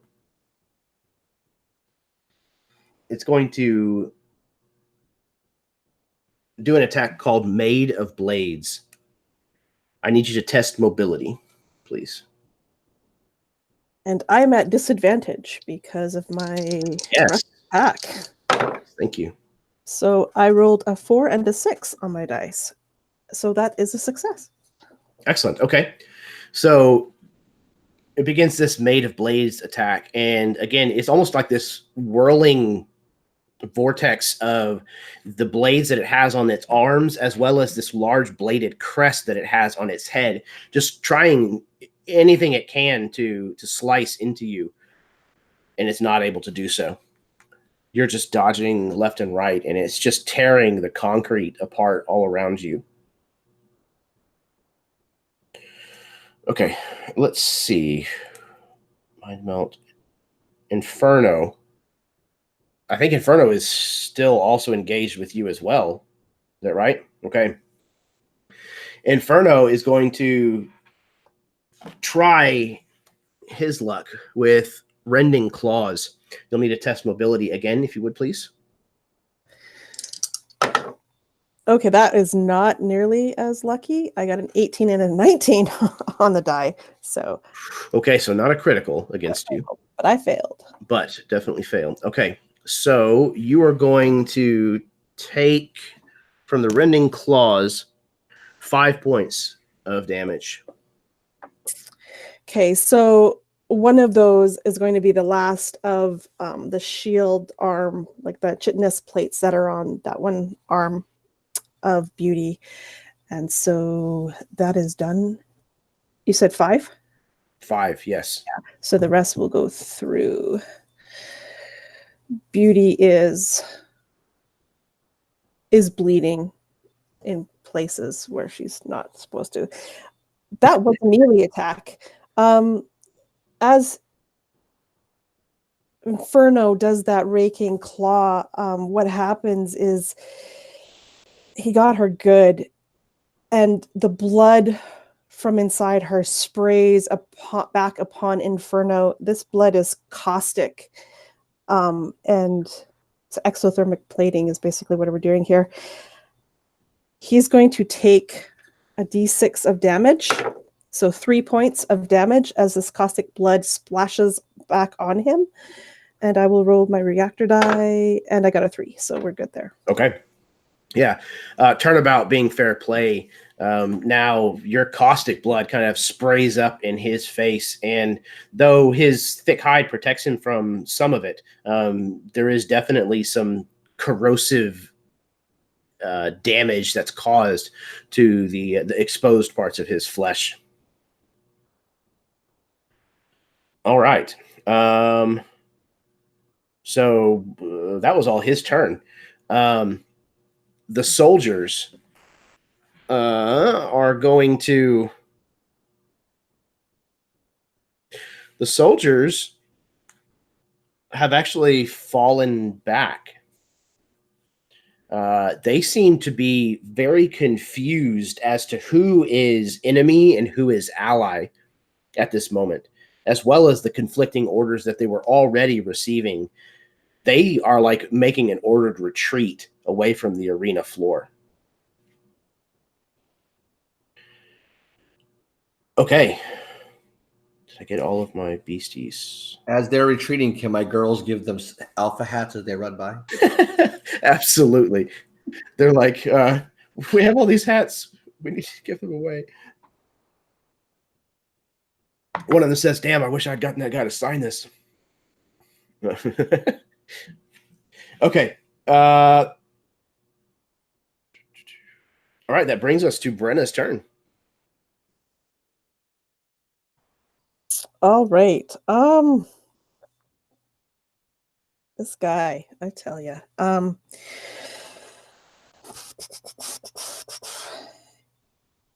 She is going to...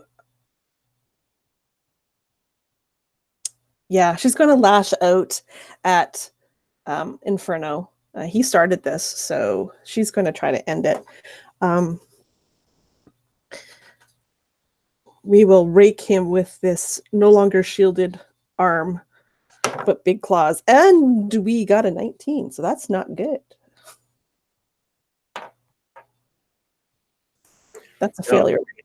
Yeah, you rake your claws at Inferno, and Though this thing is a very large, lumbering creature, it has a little bit of agility, and as you do so, it kind of like drops the shoulder that's facing you and does like almost like a spin, and your claw just rakes empty air. Yeah, that's going to anger Beauty, and so she's going to let out this roar, which is so powerful and so loud. It's actually kind of like a sonic pulse that emanates from her mouth. Effectively, it's a chest beam. So I'm doing another attack action, so I'll have to roll my reactor die. Okay. And I'm testing power.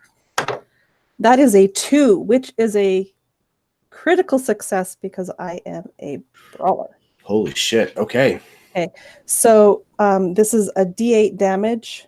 Okay. So we're doing max damage plus roll. Correct. Oh, that's a 7 on the die. So that is 15 points of damage, and he's pushed to near from me. And I have to roll my reactor dice twice because of this. Okay. Okay, so the first one is a 1. So now I'm down to a D4. Ooh. Okay. And I got a 3. So I am. Okay. That's close. Yeah. All right. So yeah, though you do this, it's taxing to kind of summon up that much energy as you kind of form this thunderous cacophony right in the direction of Inferno, who kind of like slides backwards across the concrete floor of the arena.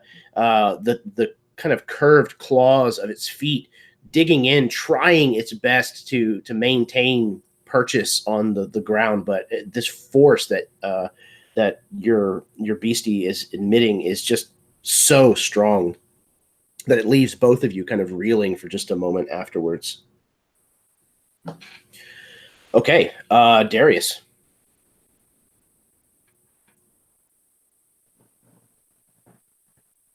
So I'm not aware of Mind Meld's attack on the remaster at all, right? The lighting in here is very good. Again, like almost everything is lit in here so that the cameras can see everything. And especially now that there's action taking place over there, the cameras are absolutely making sure to get it on camera and light it properly. So you can certainly see everything that's happening. And then Frostbite's still standing here? No, Frostbite's body is laying limp on the floor in front of you. Okay, that's right. Okay. Well then, how far is this mind meld and all of this cluster? How far would that be from us? It is distant from where you currently are. Okay, then I guess that I will use both of my actions to move them. Okay, excellent. So you're going to kind of hustle up into the stands. So you'll go from distant to far, and then from far to near. Okay. And you'll... Oh, go ahead. So I just wanted to point out too that there's another battle like that's within close range of him. If he's wanting to just get into something, there's. That's Karen asking for some help. Who are you fighting? I'm fighting the Beast and Inferno. Oh. Can I say something as I see him moving? Yeah, sure. Okay. Declare your intent if you're coming up here. And Beast is only attacking you, young lady, because you attacked it. Inferno made up its mind before this whole thing started. How far is Inferno? Inferno would only be near, so one move would take you to close. Instead of move, I would like to charging strike then. Excellent. As a move action, move to a near enemy and make a melee roll. Absolutely. All right. So that is not. Man, I can hit anything. No, but that's just one action, right? Because it's a move action, so I have an attack still. That is correct. All right. Maybe natural 20. Cool. All fumbles. But hopefully I've caused a distraction as I try to rake my bladed body against Inferno's body to try to scrape across it. Absolutely. And you're probably getting close, but this thing has these like protruding spines that are like sticking up out of its shoulder and its back. And at best, you're probably chipping away at some of those. Sorry, Chad. It's too bad we're not playing D&D. Right. Sounds like We died 6 turns ago if we were playing D&D. it sounds like whooping ass in a different game. All right, that was Darius. Cormag, you're up.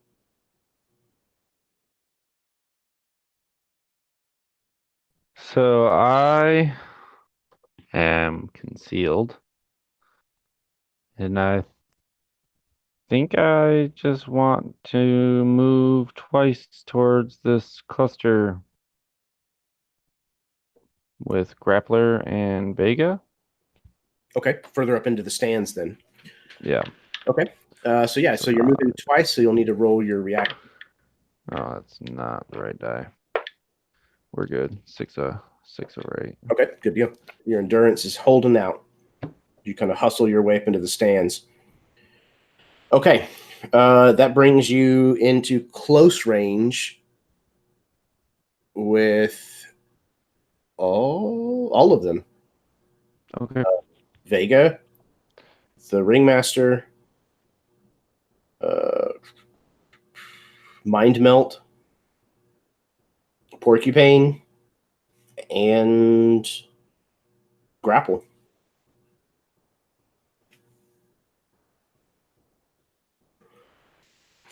Okay. Trimmer, it is your turn. Okay.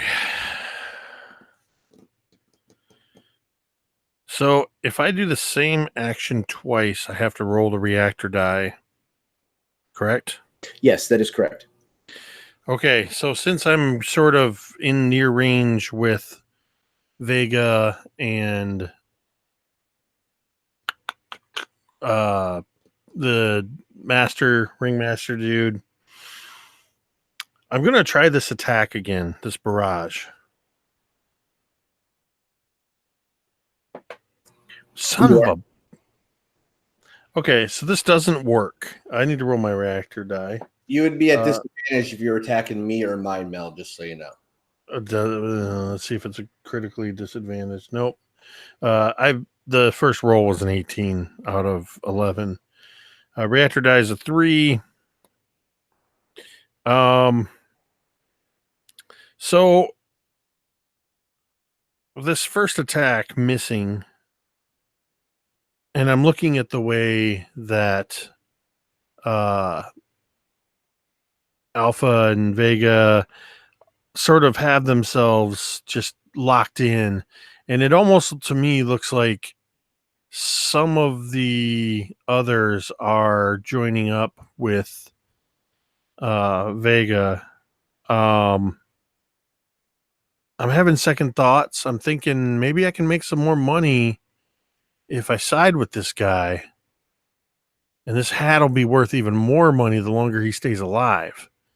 So I'm going to make a second attack against the Ringmaster. So the Ringmaster, I don't know. So the ruling for the barricade is myself and another mech. And obviously I'm holding the Ringmaster behind the winged shields. So I don't know if that affords the disadvantage for the Ringmaster. I'll let you call it. I think because the another mech is currently taking advantage of what you're providing, you basically kind of like had to hold the Ringmaster kind of like in a less protected area behind these wings. Sure. Okay. I just was letting it out there. Yeah. Cool. Thank you. I don't think I've rolled a single successful attack tonight. That's a 14 out of 11.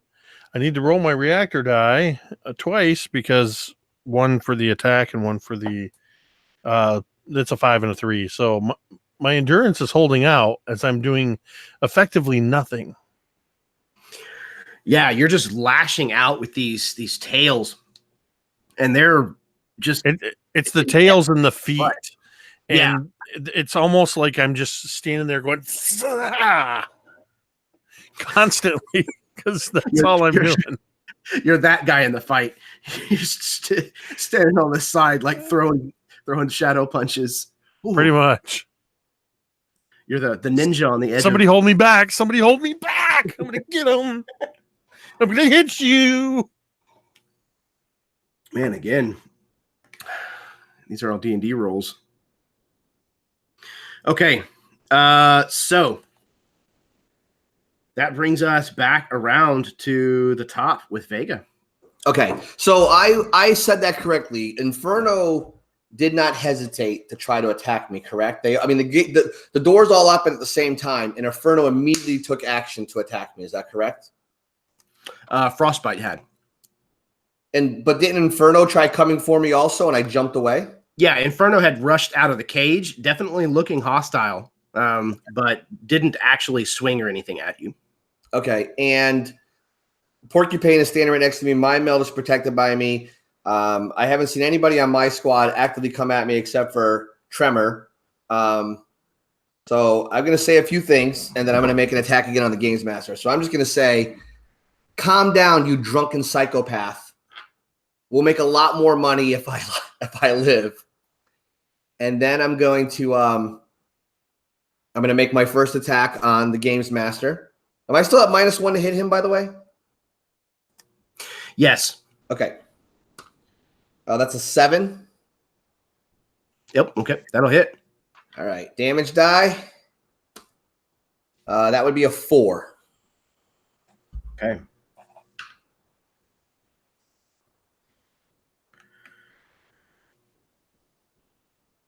What does it look like as the Ringmaster finally succumbs to this assault?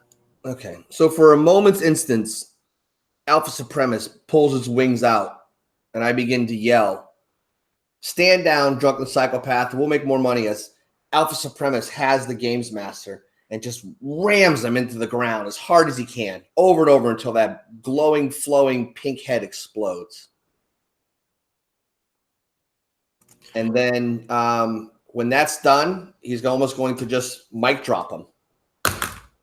And turn down your mics because I might yell a little. Turn down your headphones, I might yell a little bit. And with that done, I'm just going to yell like, this could be our house. Favorable terms for us. Build an arena in Brock and Frostbite's name because they didn't deserve to go out like this. We all got shit terms. We write our own terms. The 9 of us, people will be lining up to fight us for money. If you keep attacking, you declare that you're with the Games Master. If the guards that are running turn around, you're fucking hired for a new job. And that other bitch I offered the job to hand out hats, she could work handing out hats, reconsider my offer. This could be our house together. Come to your fucking senses. We're better than this. And then I lower back in the barricade mode. Perfect. On my second, and for my second action, did Mind Meld or Porcupine look like they had a reactor blowout or anything? Did anything happen to them? No, not currently. And both of them have kind of fallen back into that like hesitant stance, like Sure. they're waiting now, especially now that the Ringmaster's dead. Okay. So as a use action, sorry, I beg your pardon. Yeah, as a use action, you said Beauty and the Beast is near to me. They're a near distance.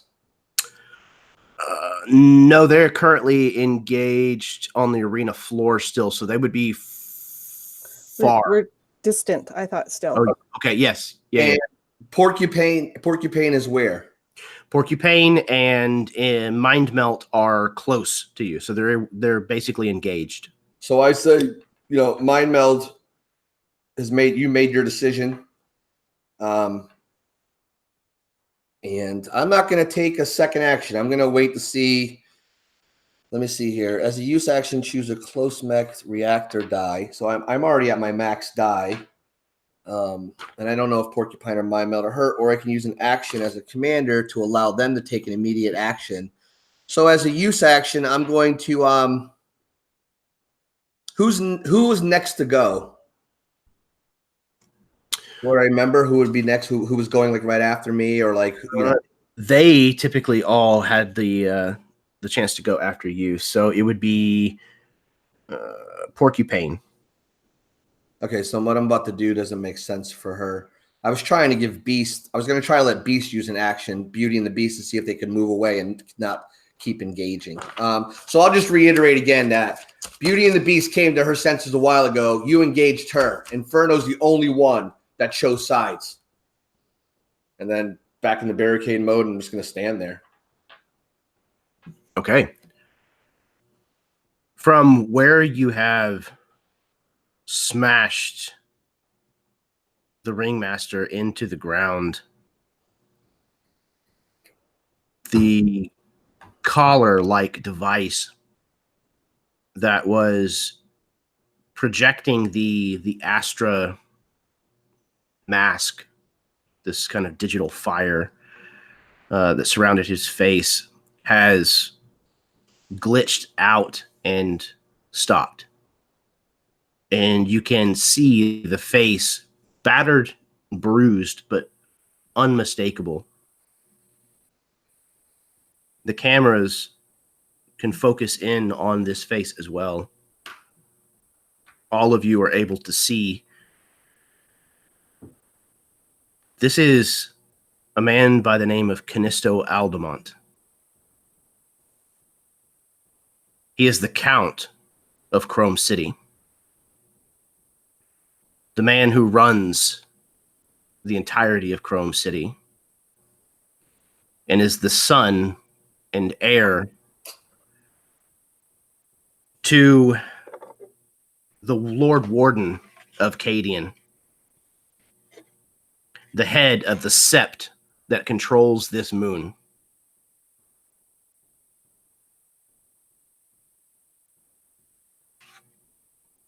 We fade away from this arena as we watch Inferno be torn to pieces.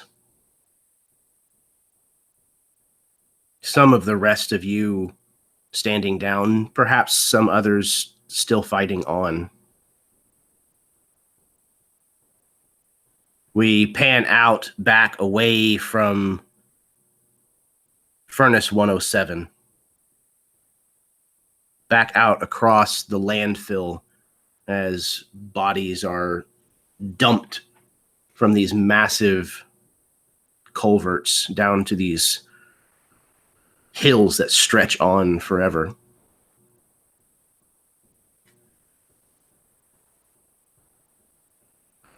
It fades to the city above, Chrome City proper.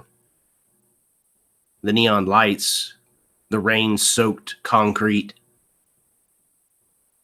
Some indeterminate amount of time later. Each of you, if you would, go ahead and provide us with an epilogue for your character.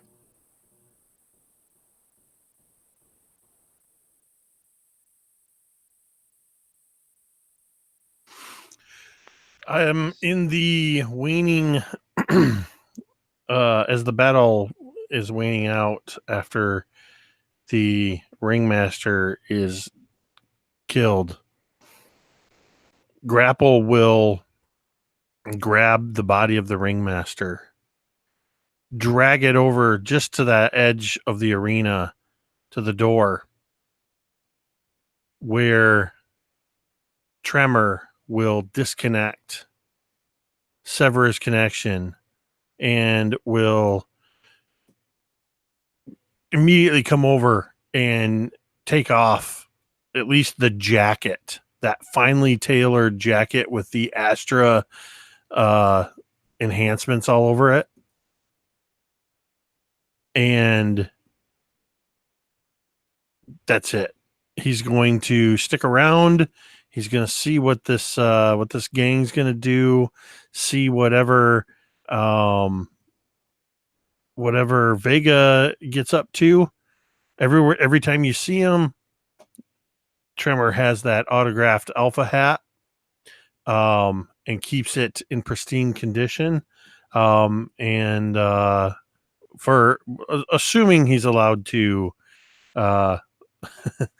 survive. But yeah, anytime you see Tremor, he also has that Ringmaster's tailored Astra jacket. Although the longer time goes on, more and more of the Astra enhancements mysteriously start to fade out as he cuts them open and inhales the Astra inside.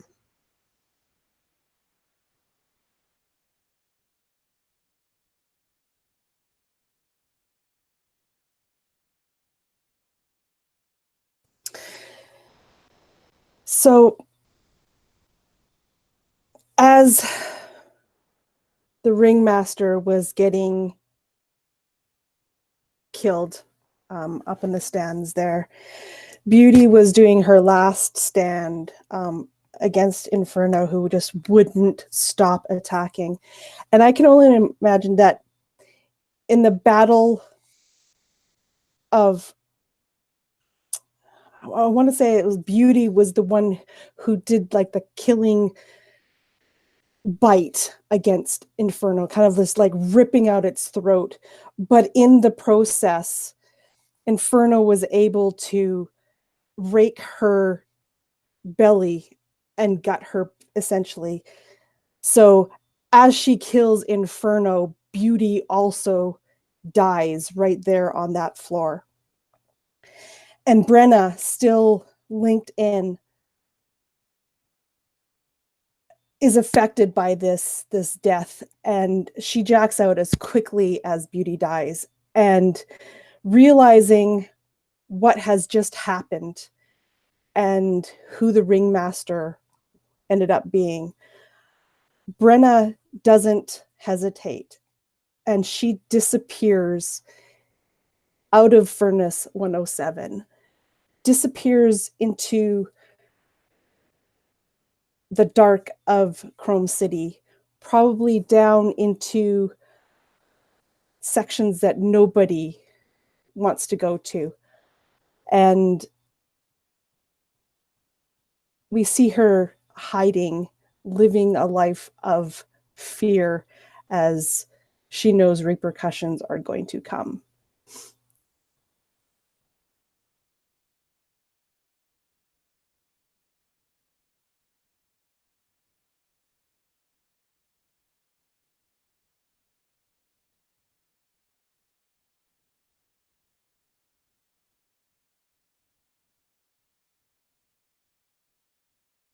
Do you want me to go next? Okay. Sure. How soon after is this? Is this after? Okay, we can kind of make up our own thing here. So right after it ends, I'll look at the Jack, or I'll look at the pilot of Inferno and say, make better choices next time and get the fuck out of my arena. And I'll look to Mind Meld, and I'll look to Beauty, and I'll look to Carlene and Voss, and I'll shake all their hands. And I'll say, you've known me as an honorable person. And I'll go and I'll pick up Brock's body. And I'll say, we're going to build a statue for him. We're going to make an arena and name it after him because he deserved better. And as time goes by, the Baron's father, also just being a money-hungry tyrant pig, decided it was beneficial to let Alpha run and do his own, all for profit and money. Carelessly, doesn't care about his son at all. Knowing that the persona was to be that arrogant, passing out hats person, and then obviously had to show his true colors as far as humanity. You're reminded that he had no implants, no cyborg implants, no cybernetic, nothing, because he was holding on to humanity, and his only release was fighting through Alpha Supremus. And he simply looks over at Tremor at one point and just simply says, deception. Brock had no idea I would have done that.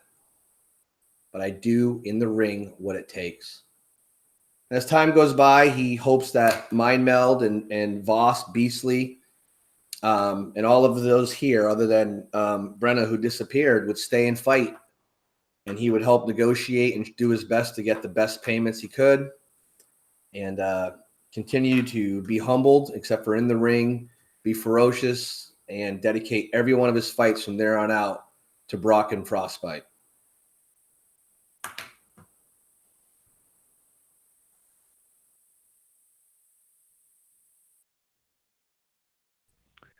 From the shadows emerges Steel in the hallway outside the room where Cormag had went in. The creature lifts him onto his shoulder,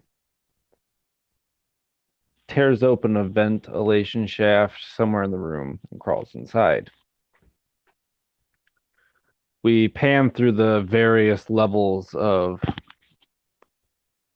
the underground up into Chrome City, and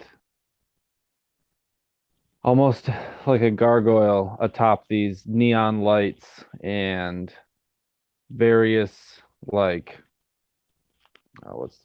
commercial-esque hollow tubes where there's like the people making the motions. You see this creature kind of prop itself up on the edge of one of these buildings.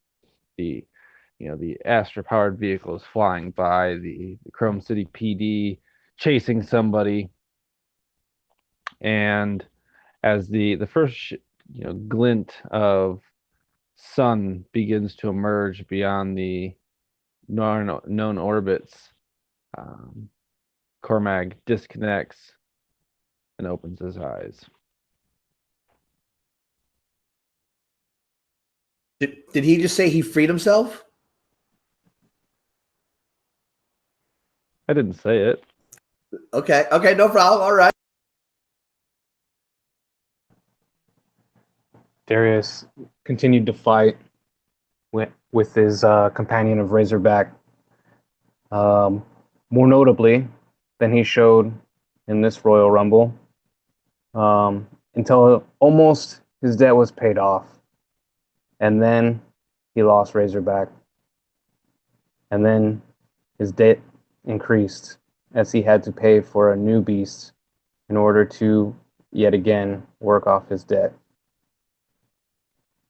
Did he ever? Who knows? But his scar has been burned away, and nothing but a black cover-up exists.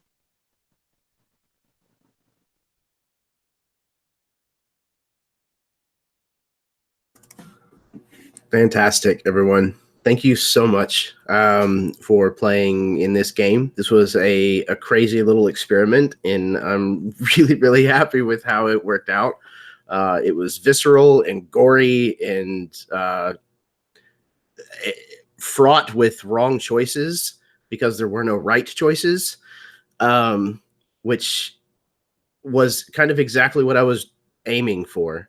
So this was a lot of fun to see kind of unfold, and the five of you did just such a great job bringing yet another aspect of Chrome City kind of into the light. So thank you very, very much for doing so. Thank you for anyone who happened to tune in this evening, or if you are watching in the future, thank you as well. Anybody who mentioned a channel at the top of the game, absolutely, you can find the description. I did it anyways. You can find the links to those channels in the description of the video. Absolutely, please go and check out their channels. These people who are putting out content are doing a phenomenal job, and